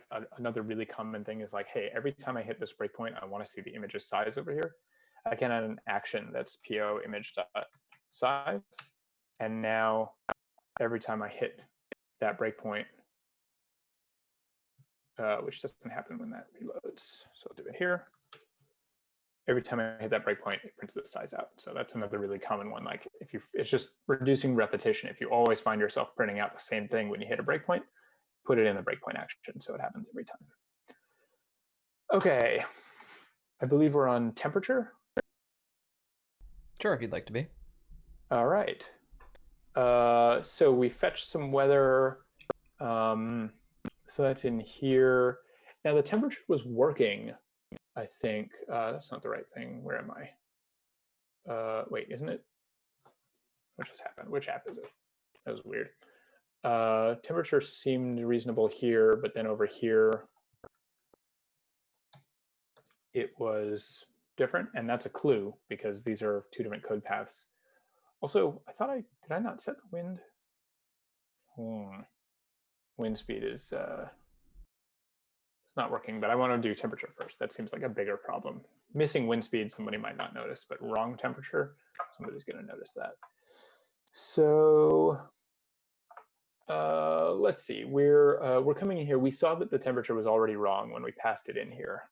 So I'm going to go back out to the 5-day, and because we saw that it was wrong. I'm guessing if we set a breakpoint in here, it's actually going to be wrong in this list. So when I search, oh, not did select row, I want to be in like self row, just somewhere that I have access to that day weathers array. So PO day weathers, and yeah, it's got some pretty implausible temperatures in there. So I want to see where that array was created. So let's look in the did set, and I'm going to just set a breakpoint because I don't know who's calling did set. I just want to find out who's calling it. So I'm going to hit search, and so we know somebody's setting it. So who's setting it? So I'm going to look over here in the thread view, and this shows, we haven't really talked about this. This shows every thread in the app. You'll hear about like multi-threading. So like, actually we did a whole session on it that hopefully we can put the video up somewhere more permanent so you can see about it. But so we're on some background thread, and the network stuff is coming back, and then we're going off to the main queue later. So that's fine. But I want to see who called us. So stack frame 0 is where I am right now. This is the function that's currently being called. And the language here is confusing because I'm going to move like I always call this up the stack. I don't know how other people feel about this, but I would call moving down this list moving up the stack. So just, it may not be right, but I'm telling you now that that's what I'm going to do, so you're not confused later. So you can see that this weathers thing was set by this, and if I go here, that was called because this completion thing was called. And then we hit this dotted line here, and then we hit stack frame 20. And the reason is that Xcode is kind of sort of trying to be helpful and not overwhelm us by hiding all the system calls that happened between the start of this thread and when our thing got called. I usually like to turn those on. There's this button down here that looks like a macaron or a TIE fighter on its side. And if you click on that, you get all of the things. And it's pretty cool. It actually shows you if it hopped threads and was enqueued from a different operation on a different queue, I can see where that came from. So I can see all these thread jumps. And the gray ones mean I can't actually go and like actively inspect the memory there because they happened in the past. But this is sort of the live stack that's actually happening. So I can see, you can learn a ton from just looking through these stacks. So I can see like some block dispatch thing was happening, and oh cool, there's like an NS operation, so they're using NS operations for this stuff, and then some garbage with Swift local variable names is happening, and eventually we get to our code. So this now shows me the code path that is happening. So that's exactly where I've come from. I didn't have to go and figure out what were the plausible paths that led me here. I know exactly where I am. And one neat thing, and Matt, I'll let you say the thing you just breathed in to say, is that I can just type BT here for backtrace, and it will give me that same information. Not that useful when you're in Xcode already, but sometimes nice if you're using LDB from the command line. Matt, what's up? Something that confuses Primal Red is getting the preview in LLDB will force the object to render, which might change how the object behaves in the ensuing execution. Yes, you are correct. It's a problem. It doesn't seem to come up that often, but certainly if it's things like images where they might be doing some sort of cache rendering kind of thing, yeah, that is totally true. There's a bit of a black art that I don't know that much about, but LLDB has a pretty powerful Python interface, and you can actually use Python to write sort of little plugins and extensions to LLDB. One fun one is like you can put a thing in your LLDB init file, which is like gets run all the time, and it will show you like, oh, you know, teach it how to render certain types. And the really powerful way to use that is you can use Python to teach LLDB about the memory layout of your type. So if you happen to know, if you own the type and you know exactly like there's going to be 4 bytes of this and then an offset of whatever, and this is aligned and the data starts in this buffer, you can teach LLDB to go into the memory and grab what it needs to render a preview without executing any code, which is super powerful for exactly the issue that you bring up. It also is good to think about, like, if you don't want to get to that level, but like just design your objects so that they can be previewed without necessarily triggering any, you know, single use caching kind of things, or just be aware of that. Like, yeah, you're potentially running code in your real app when you're doing this. But yeah, like totally look into that Python stuff. Apple has a couple of talks. If you go digging in the WWDC videos, look for like LLDB and Python, you will find it. And especially if you're working on like a big app for a long time and you have, you know, you can spend the time to figure out how to do it. I think it's totally worth it to have, you know, custom previews for your custom objects. You can even do somehow, I forget. Oh, no, I'm confusing it with Playgrounds. In Playgrounds, you can have like a custom little quick look preview. I've looked for that in LLDB and have not found an easy way to say, yeah, here's my type as an image. But what you can do is just expose an image property on your type and preview that image. So that's a convenient way. If if you're doing some sort of path or graphical thing, render out a little image and be able to look at it in LLDB. So anyway, we know that the call that came in with bad data, and we can confirm that there's bad data because I can go PO, let's see, so we're in the did set, so it's already set, so I can just PO day weathers, and yep, we have garbage data, so garbage data just came in, so I'm going to go up a level, and we'll check here, day weathers, still garbage data, so I'm going to go up a level. See, I'm doing it, I'm calling it up.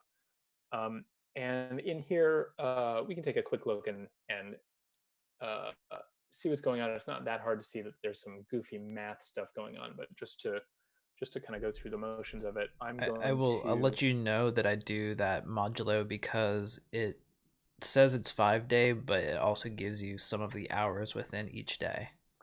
Oh, It's a cool. very interesting API. So that was, yeah. Oh yeah, I've worked with weather APIs. There's some interesting stuff they do. Yeah, so cool. technically your 5-day forecast is at midnight of each of those 5 days. Sure. So I thought that was going to be the issue. That was not the issue.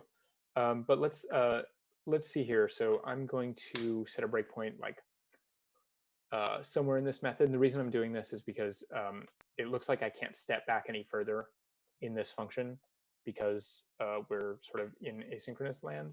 But now that I know I was coming from this function, I'm going to set a new breakpoint and just hit it again. We're done with that one. And so we can actually like be there in that function. So there we go. Actually, maybe I was in that function now that I think of it. Yeah, the green line was here. I was in this function, but I wanted to be a little higher up so I can see what's going on here. So we have this as a result that we're appending stuff to. So if I print out, let's see, I'm going to append this thing. And if I print that out, that's bad, but what data are we passing into it? So I'm going to print out that day that we're passing in, and that's just a date. And the current condition is also bad. So now we've narrowed down the problem to whoever's making current condition is broken. So that's going to be, sorry, I just used a keyboard shortcut. Command Control Y is the same as hitting continue. It's useful. And I think step over is F6. Yeah. Which is great if you have an F6 key on your keyboard like I do, but not all keyboards do. So I'm guessing there's something wrong with this. Let's see if the JSON is okay first. So I'm going to print out that day JSON. Ooh, cool. Got a bunch of stuff in here. Quick big thank you to Primal Red for sharing the link to that WWDC session. Oh, thank you for finding it. Yeah, that's awesome. The LDB talks are always so good every year. So this is interesting. It actually looks like the temperatures are really high. Oh, I bet I know what's going on. I'm wondering if this API returns temperatures in Kelvin. Is there any chance that's happening, Matt? Perhaps. If I were to look at the API documentation, would I see this is returning temperatures in Kelvin? Perhaps. Like just to save time, if we pretended that I looked at the documentation. Yes, and I will point you at where I'm generating the URLs. Oh, great. So that's up here. I'm looking at the URLs. I mean, I can go here and see. So compare 5-day to current. Okay, I will do that. Oh, look at that. Units equals imperial. I'm going to count that as stumping you. Just saying, I win. I'll take it. All right. So either we can convert our units, or either we can put this on or we can convert our units. It looks like we kind of want to do this. And now I have a choice. I could copy and paste this, or I could write some function. So like, how do I know which one I should do? I'm a big fan of the rule of threes, which is don't refactor something to make it reusable unless you have 3 places to use it right now. And I only have 2 places. So instead, what I'm going to do is I'm going to copy and paste it. I'm going to make sure it fixes the problem before I do anything else.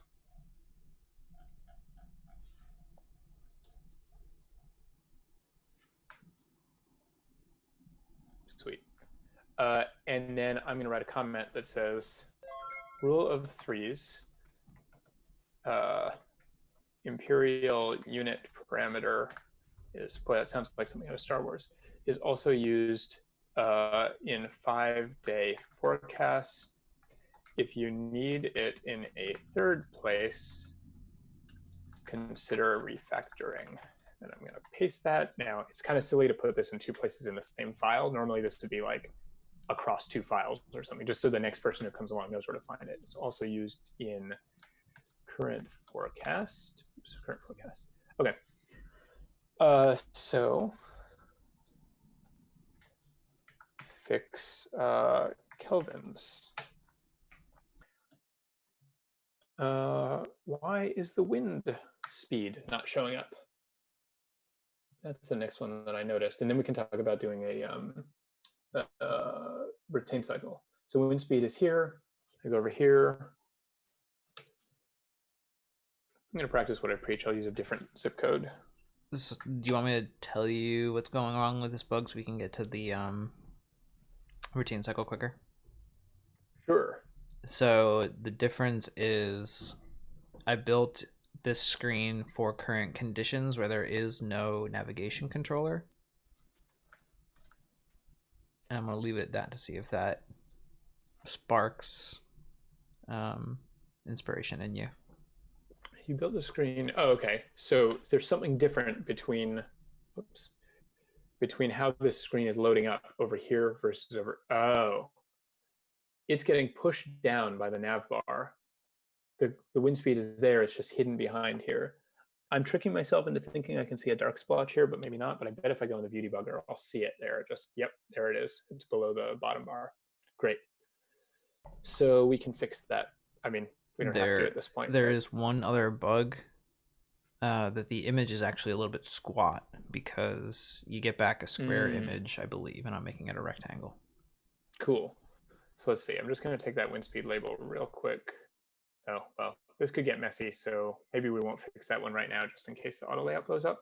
And the image view, just one real quick debugging thing. So I didn't notice that image view was squashed because I don't know what the image is supposed to look like because I haven't seen them. But in the simulator, if you go to debug and turn on color misaligned images, you can see images that are not being displayed at their normal size. And I think maybe yellow is stretched proportionally and purple is disproportionately, something like that. I don't remember exactly what it is, but it would immediately show, oh yeah, and I noticed the image was a little blurry, so like maybe it's bigger than normal. But debug color misaligned images, great way to catch if you're squishing images unintentionally. Just note that if you're using resizable images, it will show up for those as well.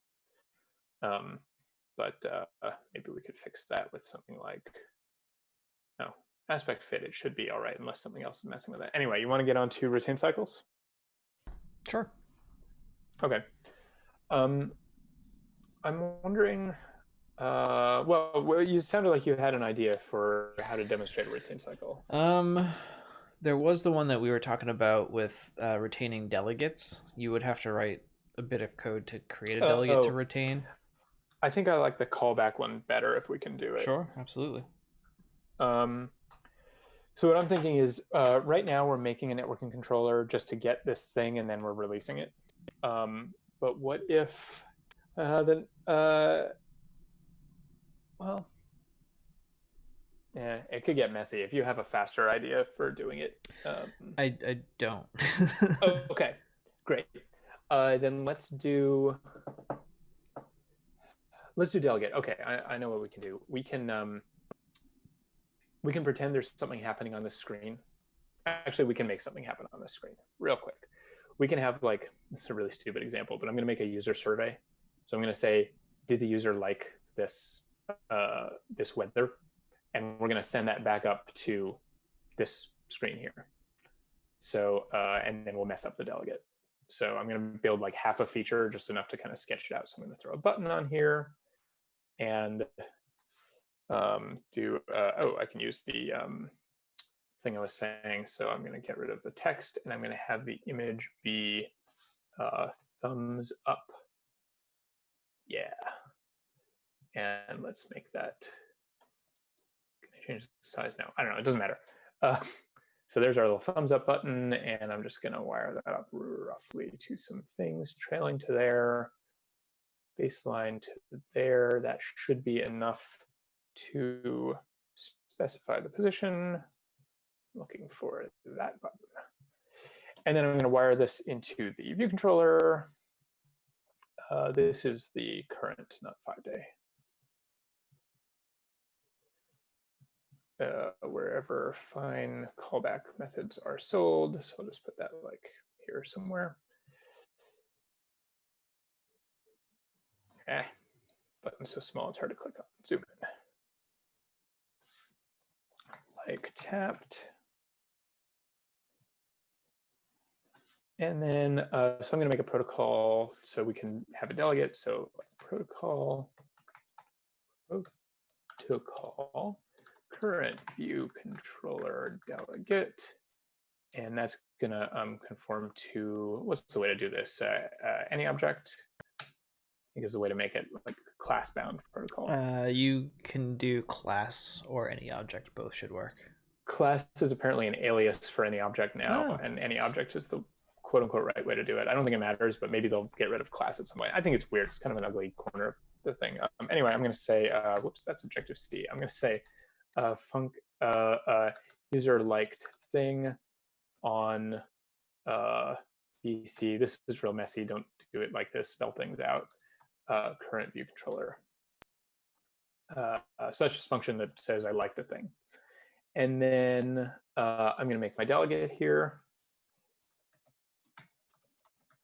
I'm not going to make it weak because that's the whole point. And the reason I'm doing this is when I go back, I would expect that child view controller to disappear from memory. And if we mess up this delegate thing, it won't. Is that right? That should be right, because that should deallocate. Yeah, but I'm not still going to be holding a strong reference to it. You would if you have the reference from the table. Reference to the view controller?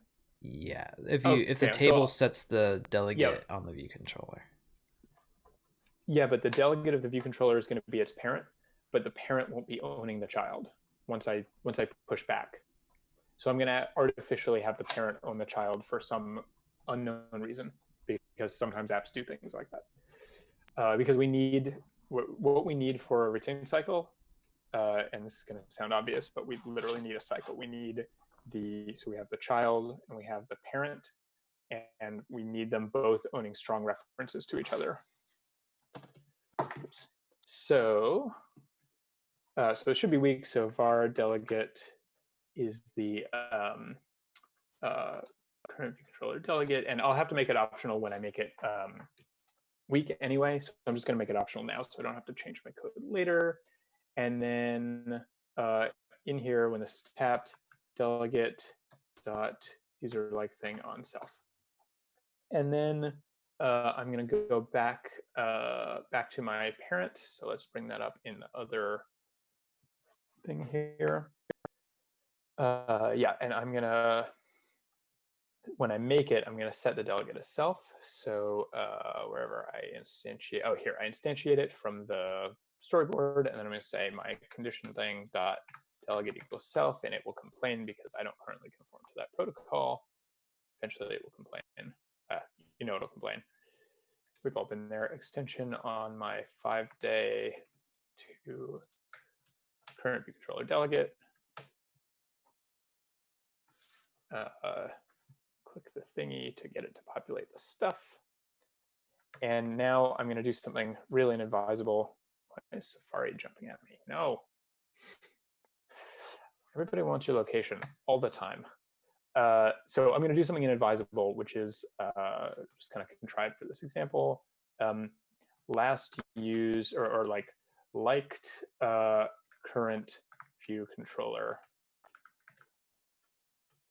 And I'm just going to, for some reason, I need to save off whichever one was last liked. You could imagine some poorly designed code doing this, or just because somebody made a mistake or they weren't thinking about this. So self dot liked thing equals the VC I got passed. I think that will potentially do it. So let's try it out. I'm going to run this. I'm going to go over here and do my search.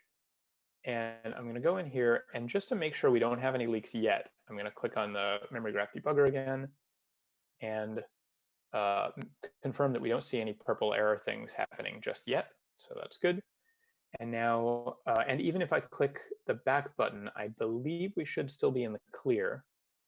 It's good to test your before and after to understand exactly what is causing any issues. So now I'm going to go in there and click the like button and then go back. And now, hopefully, it might not count as a leak because this main view controller is actually still active. But it's really it's a good thing that we're having trouble creating a leak, because it means we've come a long way. I think I'm going to try one other approach. Like it used to be easy to create leaks, is what I'm saying. You could do the inverse of this, where the child holds a reference to the parent. What I was thinking is I'm just going to make a totally contrived example. Class A and class B. It'll still get the point across. So I'm going to make these two classes. I'm going to have each one hold a reference to the other. B is going to be, I'm just going to call it other. This is the class B, optional, and is class A, optional. And then in that user like thing, just because it's a convenient place to push a button, I'm going to say, oh, no, I don't need initializers because those are optional. So I'm going to get let A equals class A, let B equals class B. I could just do this with one class, but whatever. A dot other equals B, B dot other equals A. And now I'm not going to hold a reference to those any other places. So they'll just be floating off in space. And hopefully we should actually see that happen in, why did I put it at the deepest possible place in the app? There we go. Hopefully we have a leak now. Yay, look at that, purple things. So I click the purple thing. I can see I have a class A and a class B, and they're holding references to each other. Yay. And this is obviously a very simple one. It's called a cycle because, well, it's called a cycle because of this. Like that's technically a cycle. They've just drawn it as an arrow like that. But sometimes you'll see like memory graph. Sometimes you'll see objects holding objects holding objects, and they make amazing big cycles like this, including sometimes something like that. So you know, you can sometimes end up with this, but this is a simple case. So one more sort of bonus tip is, wouldn't it be great, like we know where this was, but if we were coming into this unaware of where the actual bug existed, wouldn't it be great to figure out where these things were created? Maybe you have 100 class A's in your app and only one of them is leaking. Well, it turns out we can do that. So I can pull up the sidebar inspector here, and I'd like to know where the object was created. So backtrace sounds like it would be very useful, but I see here malloc stack logging is not enabled for this process. I'd love if they put a button here. Maybe I'll go file that bug after this talk, but we have to know where to turn on malloc stack logging. So it turns out that's in your scheme diagnostic settings. What does that mean? Well, you go up to this. This is the scheme. I know they don't label this thing, but just remember that this thing is called a scheme picker. These are schemes, and you can edit your scheme. And you can go into diagnostics. Got to be careful to be on the run step. I think I was on test earlier today, which is why that was selected, but you should be on run, diagnostics, and you can turn on malloc stack logging. And malloc stack, so what does this mean? If you've used C at all, you might recognize malloc as like, this is the main function you use to allocate memory in C. And since all this stuff is, a lot of it is built on C under the hood, we're still using malloc. And stack is the stack trace, the thing from over here from earlier that shows all the functions that led up to a function getting called. And I like to always turn on all allocation and free history because it keeps around objects logged even after they've been freed, which can help track down certain kinds of bugs. This is a little more intense on memory because it's having to keep a log around and performance as well. So you will use more memory and your app will be slower with this turned on, but I'm fine with that. And unfortunately, I have to run the app again. So I'm going to run the app again and click through down to all my little. Wait, what just? Oh, sorry. I saw the thumbs up. I forgot it was. Oh, I could even do it on that screen, but whatever. It's too late. I don't think you could because the delegate wouldn't be set. Doesn't matter. I'm just. I'm just in the action. From the delegate that you created from the table. You are absolutely right. Yeah. Good. So click the thing. Might as well click it a few times. Each one of those will create a new leak. Go to the memory graph. And this is the super cool part. So yeah, we see all those leaks. We click on it. And now I get, you'll probably, if you do it, you'll see this. There's an invisible expand button right there, which is really silly. But you click on that, you get the full stack in case you want it. But now I can click these little arrows and jump to exactly the line of code that caused the leak, which is really cool. Or at least the line of code that that instantiated the object. You are then responsible for figuring out why there's a leak involved, but since you have a graph of all the objects involved, that now should be fairly easy, except my graph debugger totally just failed to render anything. But you saw it for a glorious shining moment. And I guess one final bonus tip is the malloc stack logging is not just for memory graph stuff. Here I am in the view debugger, and I'm like, hey, where did this image view come from? And I can go over into the, what is this, the object inspector, and go down to the bottom. And because I have malloc stack logging on, it shows up here too. Now, in this case, it came from a storyboard, so there's none of my code that I can actually act on. It's all storyboard nib loading code. But if I had instantiated this, then I would see it here. So that's a really cool thing you can do in the view debugger. It also works with constraints, which is great if you're doing code, creating your constraints in code. You can click on a constraint and see the line of code where the constraint was created.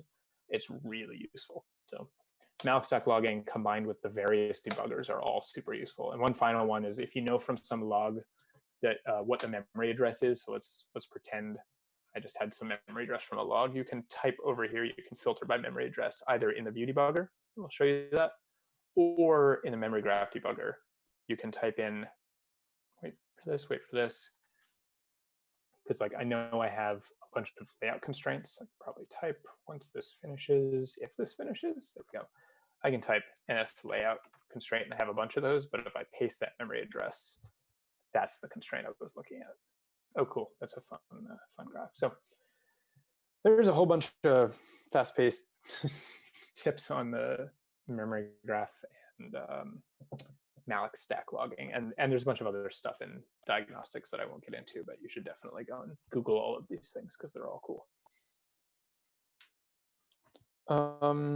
Yeah.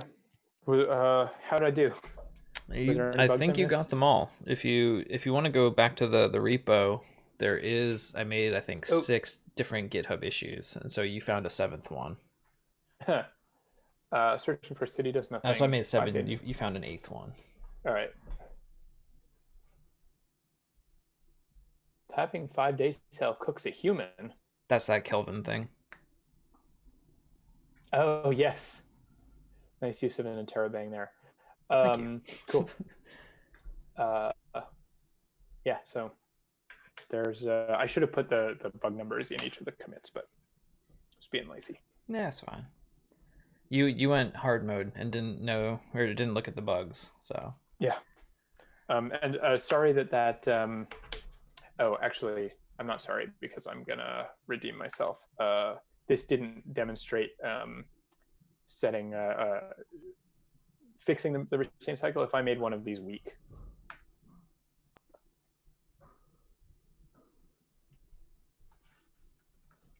Now they're not referring to each other, so they should be able to fully deallocate once I'm done referring to them, which just happens at the end of that function. And that's the general principle of how you fix retain cycles, is you make it so that if you have one of these cycles, you just, I don't know if that's showing up as a dotted line, but yeah, you make one of those a weak reference. And if we look over here, yeah, we don't see our thing over here. I think if I search for class A, yeah, it's not even in memory anymore. Although there's probably still a log for it. If I, because malloc stack logging will have logged it even though it's gone. But that's how you would fix a retain cycle. Cool. Yeah, we should see if there's any final questions in the chat and wrap it up. Yeah, while we wait for one last round of questions, I want to thank Letitia, Greater Toaster, AR Seidel, Edward Yu, and 50 Shades of Trance for your follow during the show. Thank you very much. Yeah, thank you all. If you want to get in touch with me, my Twitter handle is @mdiasdev. You've seen it popping up all throughout the stream. There is also a Twitter for our meetup in general. That is @LearnSwiftBOS, like Boston. Code Ray, thank you for the follow as well. And Zev, if you'd like to plug your Twitter handle. I'm @Zev Eisenberg. Cool. So yeah, we'll just give one last quick chance for any final questions before we wrap up the show. Rob Wolseley, thank you for the follow. Another thing I'll plug, this is not the usual stream. So I usually do stream on Saturdays and Tuesdays, although I am taking a break from the Tuesday streams during the COVID stuff, just because sitting at my desk all day and then coming back is kind of weird. But I will be back live Saturday afternoon at 1:30 p.m., where I will be talking about a program that I built here on stream called February. I'm going to be reviewing it with a designer, so he can tell me all the ways that I'm terrible at Sketch. Maybe he'll give me some tips to make my app look a little bit prettier. Yeah. Pro Hermit is asking real quick, can you explain your shell setup? Real quick, I can't, but real quick, it is, I'm using OhmyZSH. I started with some custom rolled stuff and then eventually replaced it with OhmyZSH. And I have a whole bunch of just functions that I throw in some ZSH script files for things like, well, that's not an interesting one. Oh, here's a great example. I put all my projects, like, personal projects that I work on, work projects, I make little aliases for them. So like if I want to go work on Bon Mot today, I have an alias for that. And now I'm in the folder for that project and I can get to work. So like I don't use the Finder anymore. I just do everything from the terminal and then I alias O to open so I can open it. And that's super smart, dude. Go from there. Yeah, it's real good. It saves me literally seconds per day. I will say, if you're curious more about OhmyZ shell, if you search for Felix Krause, the guy that made Fastlane, he did a decent blog post about his setup for OhmyZ shell, which isn't too far from what Zev has. Oh, sweet.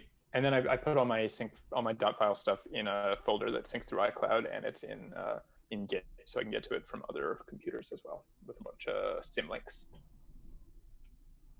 with a garbage homegrown script. Yeah. That I will not share. Cool. Well, it is 9 o'clock, so I'm going to call that the end of the show.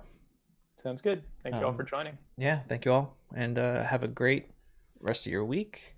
Stay safe, stay sane, and stay indoors, please.